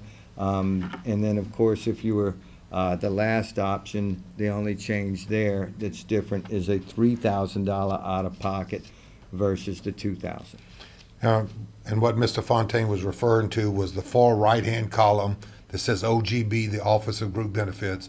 If those of you that were on the board at the time, and we keep saying this over and over, is that we told our employees is that when we went to self-funded, that our plan would be equal to or better than OGB, and our rates would be equal to or better than OGB. And you can see that here, that we've done that. We still don't exceed. We're a lot less in premiums, and our benefits are much better than the Office of Group Benefits right now. So if we'll go to the next slide, or the next page, talks about the Medicare Advantage program. So you can see with your current plan, there are no co-payments, there are no deductibles. There's really, the maximum out-of-pocket really just pertains to prescription drugs and that type of thing. The only alternative here, or the only change in benefits in the alternative, is a $5 co-payment for a primary physician visit, $10 co-payment for specialist, and then the emergency room at $50. Those are the only changes. So everything else, still no deductible, zero co-pays for all of your other care. All of the perk benefits, like the silver sneakers and the other discounts would still be there. But this, if we adopt this type of benefit structure, that does bring that $250,000 savings to your plan. Mr. Diamond, at this time, we'd like to ask if there's any questions about the presentation. And then once we've done that, I can go into the recommendation. Okay, Mr. Javy. Like I said, we're gonna open up the board. You're gonna have to key in to request your speaking, and we'll go from there. Mr. Hennigan.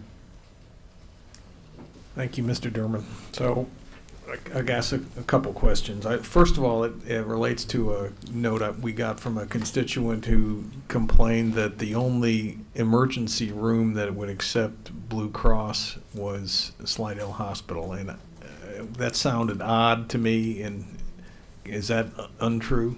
That's not correct. That is untrue. That actually referred to some hospitals over in the New Orleans area. Did not affect any of ours. Contacted all the hospitals, and they're all accepting Blue Cross in our area. Okay, all right, well, that's good. Okay, so just a little bit of philosophy here. But let me ask a question, Len. You've been here in front of us many times, and I hear the same prediction that the cost will go to zero if we do the following. And in truth, we've not quite done that, huh? So what do you mean by premium stability? What is that? Just putting a little money aside, banking on the fact we're going to get some increases? Well, you're going to get some go ahead, Lynn. It's putting an additional $3 million, which Get is to the mic. it's putting an additional $3 million into the funding. Okay. I mean, if you look at our plan, you can see that our claims have been pretty stable, but we've had growth in our Humana plan. We have inflation that goes on. We've actually done pretty good. We've actually saved money, except that the inflation and the other things have taken us over. Our goals, I guess you can say, were met, but the other things that cause our expenditures went up.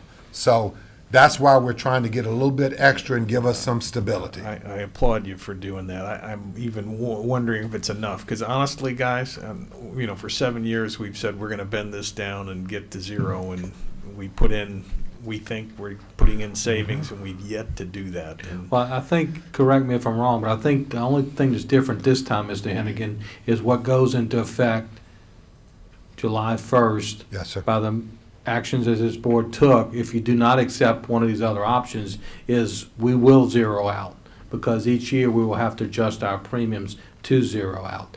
The other options are more of a prediction of things to come, whereas if you stay with what the board has voted on, you will zero out. Not saying that's the best choice, but it is a choice that does zero us out every year. Am I correct? It will zero us out with our projected deficit that we're going to have, but if that deficit increases because of inflation and other things, we're going to be back again next July doing the same thing. And every year thereafter. Right. Yeah. And that's what we're So- trying to avoid. Yeah, and you're on the right track. The philosophy that I think a lot of us recognize and share, that this plan is a very good plan, in my Correct. opinion. Very rich. And if you compare it to our competitors, private industry, it is good. It's better Right. than I can get by a long shot. And the concern is that people, that's why we put in that spousal rule. If your spouse can get insurance on their company, we penalize them for coming onto our penalty, our plan. But in general, anytime you have a service that you highly subsidize, it just gets used. And the philosophy that's going around the country is you got to shift more burden on the people so they take health, into account. So this is a great plan. It's cheaper than what we can get from the state, so we did the right thing years ago going to it. I think there's plenty of room in here to increase the rate and still have a great deal for our employees is where I'm going. And I'm very much in favor of that to keep our growth down. I mean, this is a huge liability for retirees, et cetera, all our employees that we get. I mean, it's, $11,000 an employee, if essentially we pay, right? And you said we had 12,000 covered lives, so it's 5,000 maybe a covered life. But anyway, so that's where I am. I would go for the max because I'm not even sure truly. Is one of these more likely to hit a net zero cost, additional cost to the parish? If is option 4, for example, the most likely to break even? Actually, option 1 is your break-even one. But what I kept hearing was that's based on a projection, and it doesn't build in that $3 million cushion. Right. It doesn't. If you I'm build going to in give the you a three- recommendation in a little Yeah, bit, okay, and all then we right, can I'll talk wait. about that. But, all right, so that would be my recommendation. Sure. I mean, this is a good deal. We're cheaper than the state. It's a win. And let's not, Trey's going to tell you, the state's broke, huh? Yeah. So our MFP, It's shaky. is shaky, Mm-hmm. and we don't have a lot of money. So, and I just as soon not, put a cap on hiring employees. So that's my take. Okay. You through, Ms. Hannigan? Mr. Bettencourt? Thank you, Mr. Durham. Pete or Lynn, if we're looking at that scenario where we cover the extra $3 million in the recommendation, in a sense, that's kind of saying maybe we won't have to raise the premiums at this time next year, the following July, or possibly the one after that too, with that additional cushion. So go ahead and bite the bullet a little bit now and hope that this plays out, successfully. Yes, sir, that's our goal, so that we don't have to do this every year. I know y'all are tired of seeing me and Lynn come to this committee telling you what we think and how we can try to salvage the insurance program, so we're hoping that this is going to give us some stability. Yes, sir. Yeah. And it's pretty definite. If we were to do option one next July 2016, there's going to be another increase. Yes, sir. We're constantly going to be a little bit behind the 8 ball, attempting to zero out and not knowing what's forthcoming. That's Correct. So, okay, thank you. Yes, sir. Thank you, Mr. Bettencourt. Ms. Heinz? Mr. Jabbia, in option 3, we're projecting that we'd have a $3 million surplus. And what would it be for option 4? What would be your projection for that? I think this is about the same. It's about the same. If you notice in option 4, the premiums are less. The benefits are based, so it figures I out to see. about the same dollar. All right, I didn't notice that before. Thank Yes. you. Okay, Ms. Mullet? That was, they answered my She question. beat you to it. Yep. Okay, all right. Ms. Drucker?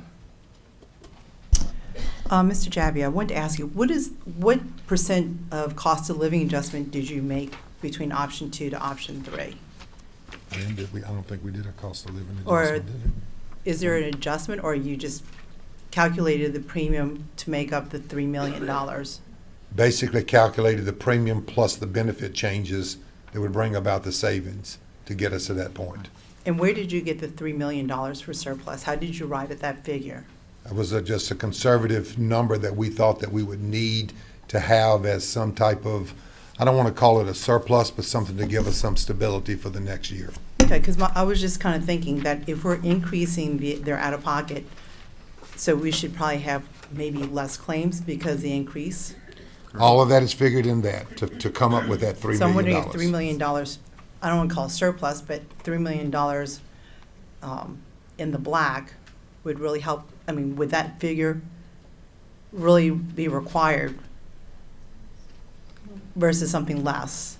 And the reason why I'm asking that is because I'm just looking at the premiums going up between option 2 and option 3. I mean, you're looking at over, almost $60. I'm just looking for a family. And then also, I mean, I guess, I know Option we 2 had and to zero option- out. Option 1 and option 2 will just zero us out. Right. Option 3 and 4 is only the ones that will give you some stability. I mean, you have to go back to the drawing board and redo, change the benefit structure or change the premium structure to give you less money, if that's what you're talking about. We're just trying to get some stability, and we're thinking that's a number that we need to go with. Okay. I'm just thinking that we may not need the whole $3 million and maybe something less to make it, Well- a lower premium where it's not that much of as big of a hit.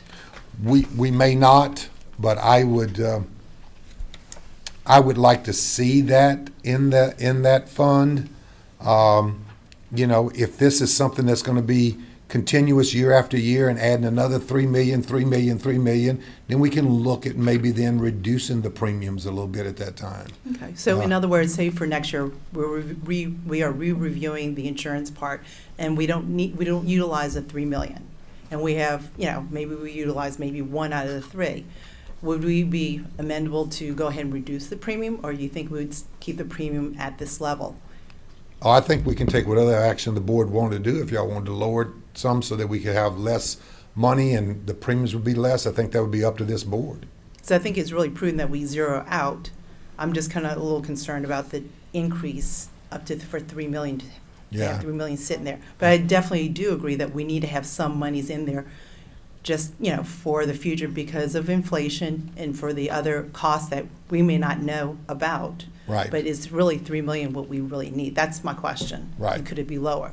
The 3 million, when you're talking about a $73 million health plan, is a less than 5% number.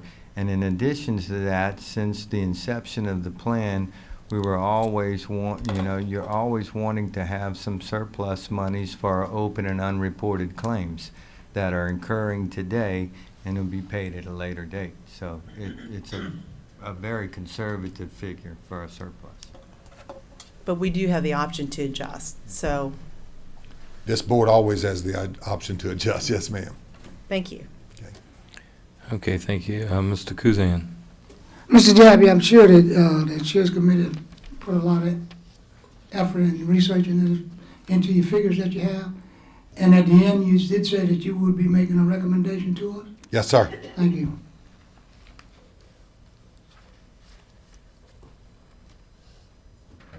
I was just going to interject, and I mean, I can wait to the very end, but I thought I was at the end. But I think, you know, whenever we talk about a retiree portion of our plan, and that's what we talk about every time we get together as a committee, there's some unknown component that creates an extra cost to our plan.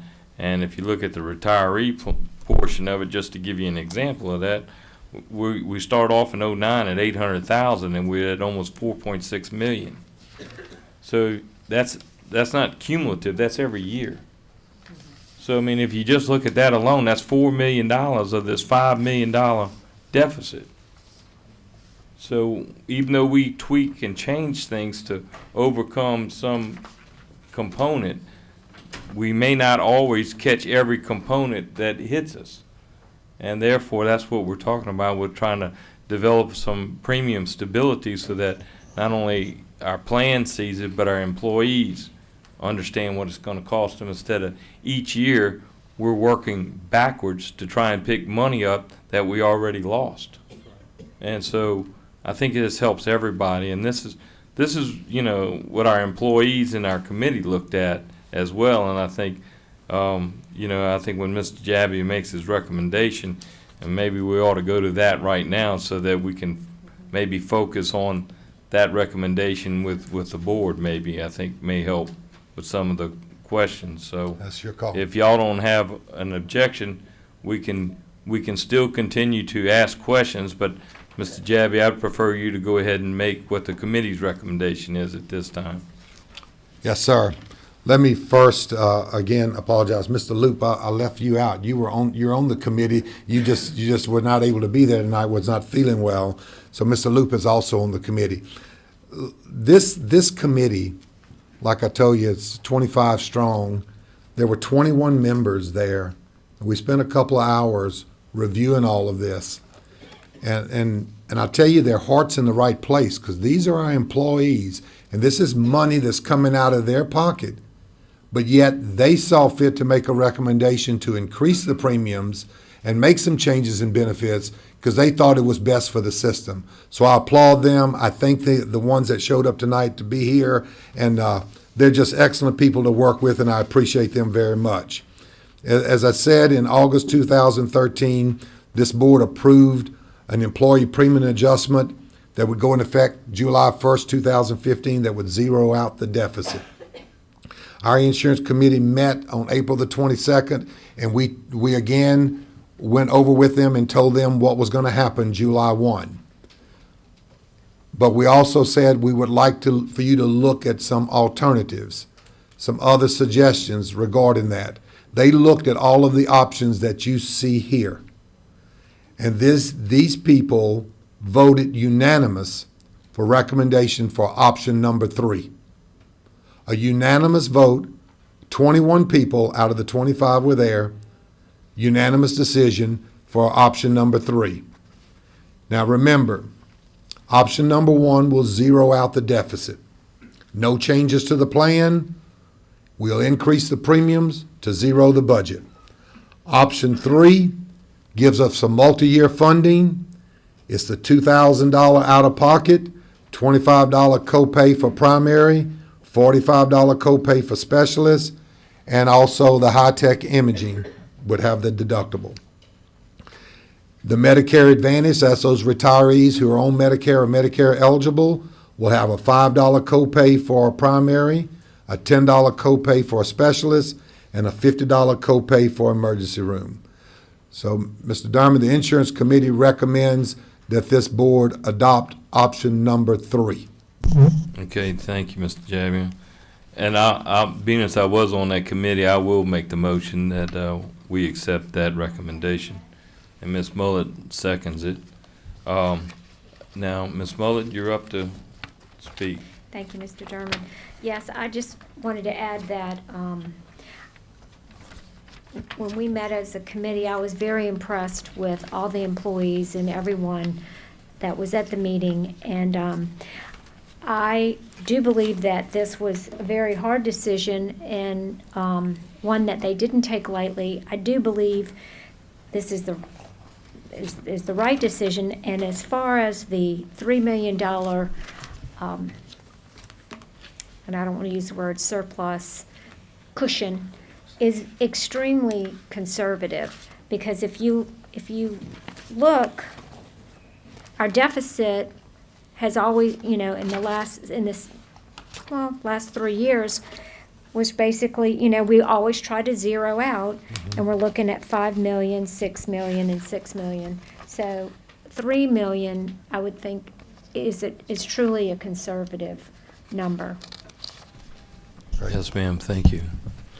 And I also want to say that Ms. Mullet was on our insurance committee, but she was representing board members or any other people that aren't actually on our health insurance plan. So she's unique to that committee, where most all the other committee members or members of the plan, and Ms. Mullet was not. She's on a separate health plan. So she brought in a different perspective to the group so that she had a good comparison between what we offer and what other large corporations may offer.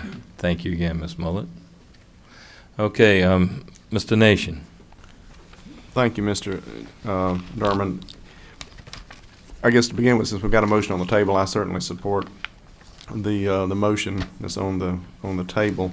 Do we have any idea, or can we have any idea about retirees' projection for the future? Is there any kind of sense we can get of how this cost is going to grow? Because it seems to me I agree with Mr. Derman, that's where the money's coming from. We usually have probably a 6 to 8% turnover rate each year. So based on that, that can give us some idea on the projections of what we're going to have. It's just hard to project on retirees, but that's what we have. And not all retirees take our insurance. Okay, some of them, their spouse may have an insurance plan. Mr. Nation, I think also to follow up to your question, what you're looking at the Humana plan is a premium-only plan, and that is for our employees that either they or their spouse is Medicare eligible. So that's a pure premium. So once we pay that premium, their claim is with Humana. It's not with our plan. Yeah, but their claims do not figure into what these claims are, what you're seeing here, okay? But it's just a sheer true number. Insurance premium-only plan. We pay a flat premium, they take care of everything else. And what do we share with our retirees? what is the cost share of the premium? I mean, do we pay the whole premium for them, or is there? Oh, no, sir. No, sir. That, I don't have that sheet with me. We pay between 85 and 90% of the premium. Now, we did have, if you recall, board members, the past 3 years, we had a rate increase, and we did it over a 3-year period. We did, for 3 consecutive years, we did a rate increase for the employees, So that's starting to pick up some there.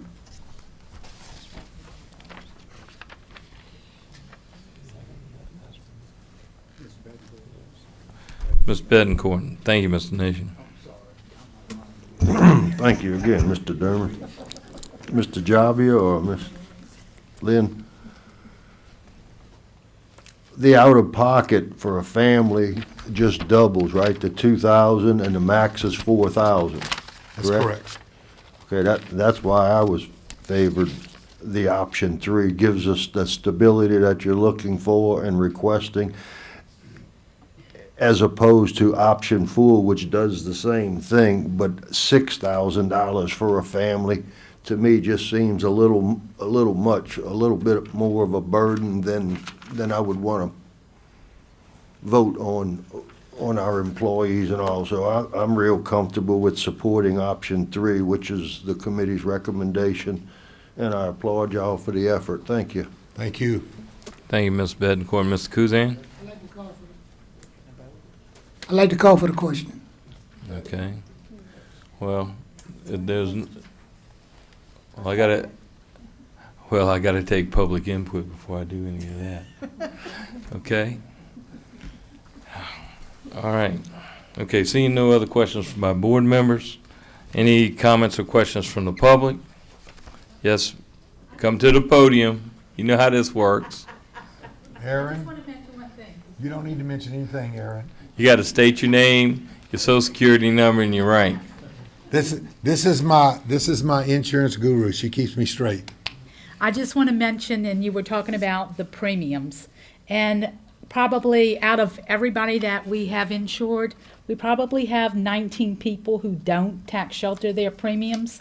So when you look at that increase for the premium, it is tax sheltered. So that will be taken out before taxes. So that increase won't feel as large as it is because it's going to be tax sheltered as well. Thank you for that. There you go. Thank you. As Pete said, you're very informative. And we know what we're dealing with Pete. Okay. With that being the last comment from the public, all those, we're just going to do just a regular voice vote here. All in favor for option 3, say aye. Aye. Opposed? Abstain? So ordered. Thank you, Mr. Javier. Thank you. We appreciate it. Fontaine. Thank you very much. Thank you very much. Thank y'all. Okay, we're moving on to item 6, which is administrative. Again, we've got Mr. Javier with our monthly maintenance and custodial report. Yes, sir. Mr. Singletary is here with his staff. If you have any questions, it's in your packet. Any questions by board members regarding for maintenance and custodial? Seeing none, moving on to next item, monthly risk management report. That's also in your packet. Mr. Gaspard is here if you have any questions. Okay. Mr. Nation? Thank you, Mr. Durham. Mr. Jabby and Mr.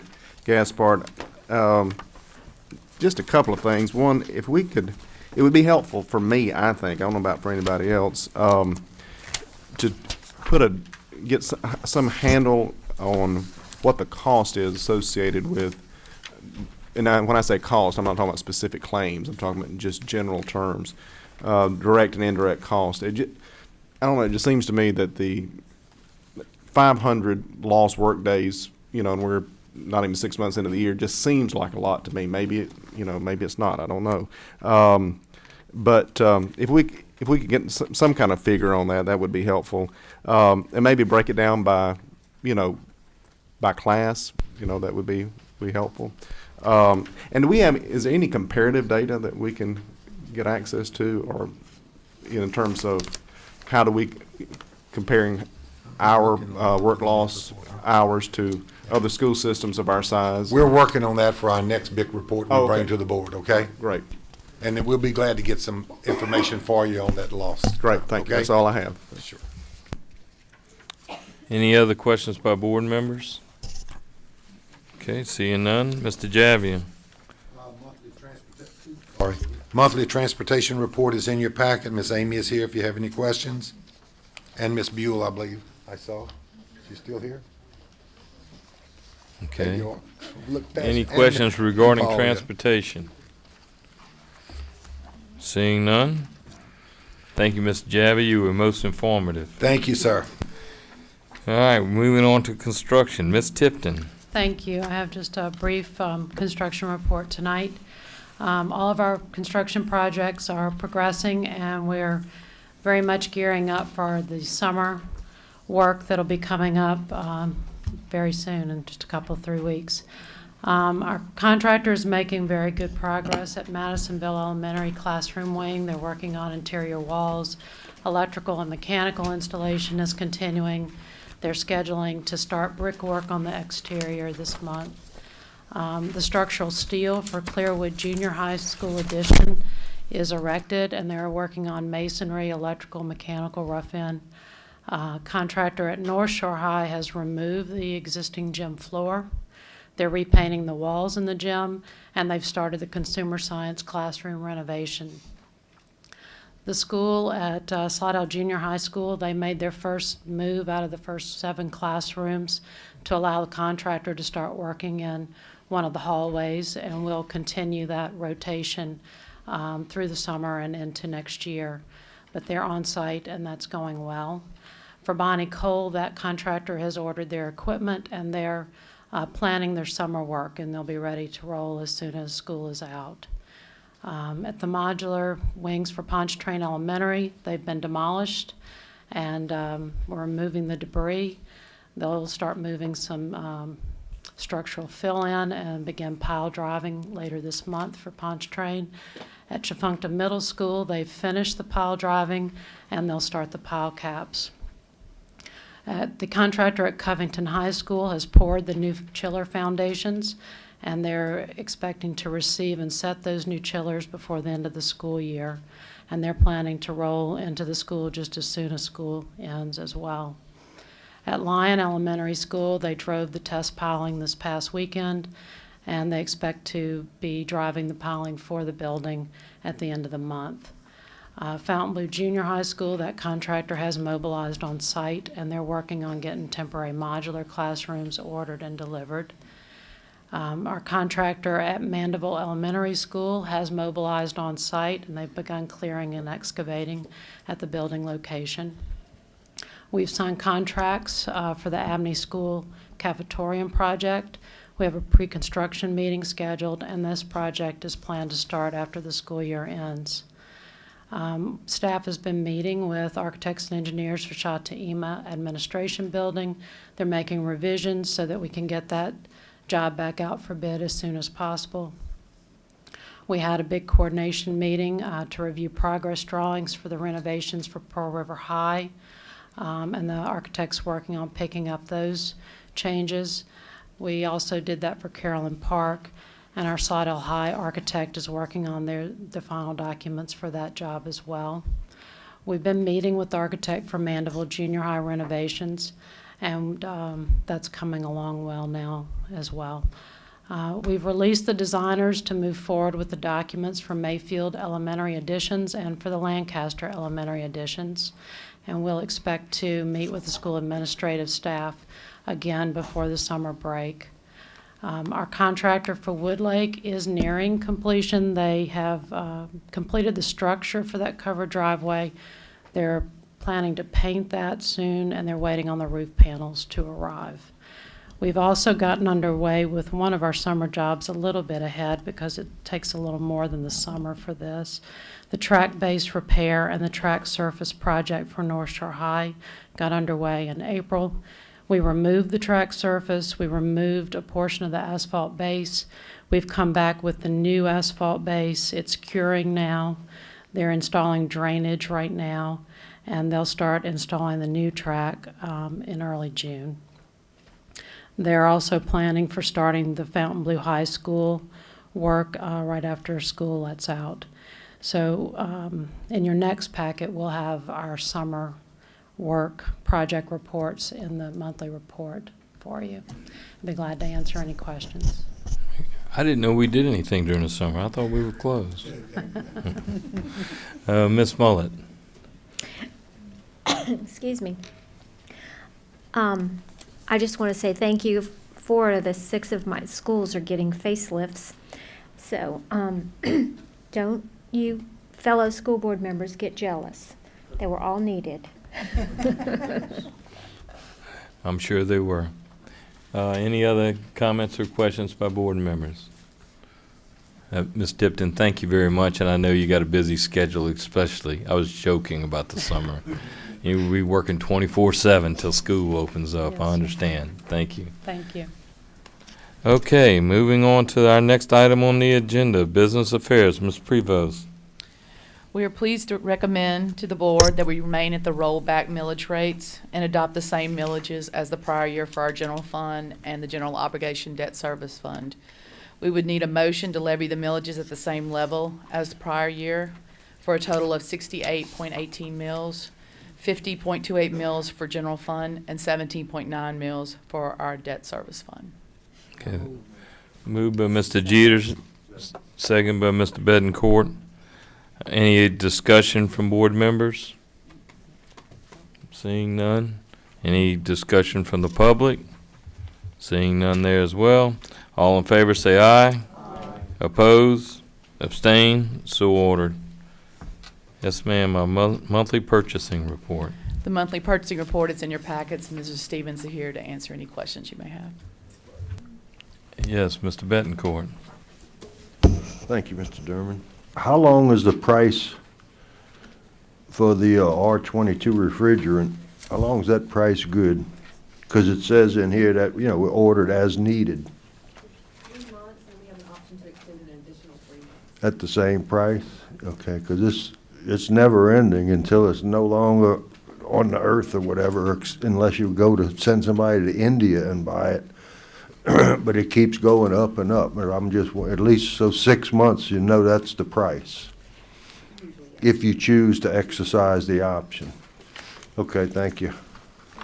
Is that it, Mr. Betancourt? That's it, thank you. Thank you. Item 9 is announcements from the president. Mr. Luke. Thank you, Mr. Durman. LSBA Day at the Capitol in Baton Rouge tomorrow, Wednesday, May 13th, 8 a.m. Pearl River High School's graduation will be Wednesday, May 13th at 7 p.m. at the North Shore Harbor Center in Slidell. Slidell High's graduation will be Thursday, May 14th at 7:30 p.m. at Slidell High Stadium. Special board meeting will be held on Wednesday, May 20th, 11:30 a.m. for the purpose of receiving bids for the sale of bonds. A United Way reception will be held on Thursday, May 21st at 6 p.m. in the atrium. Full board meeting will be held on Thursday, May 21st at 7 p.m. That's it, sir. Thank you, Mr. Luke. Mr. Foles. Board members, I would bring your attention tonight to an email that you got from Mr. Richard, just came through. It kind of outlines the day tomorrow and also gives you some updates on the budget crisis that the state is in, as well as other upcoming opportunities for tomorrow's visit. So you might want to take a look at that before you make your visits tomorrow morning. Thank you, Mr. Foles. With no further business to come before the committee, we adjourn.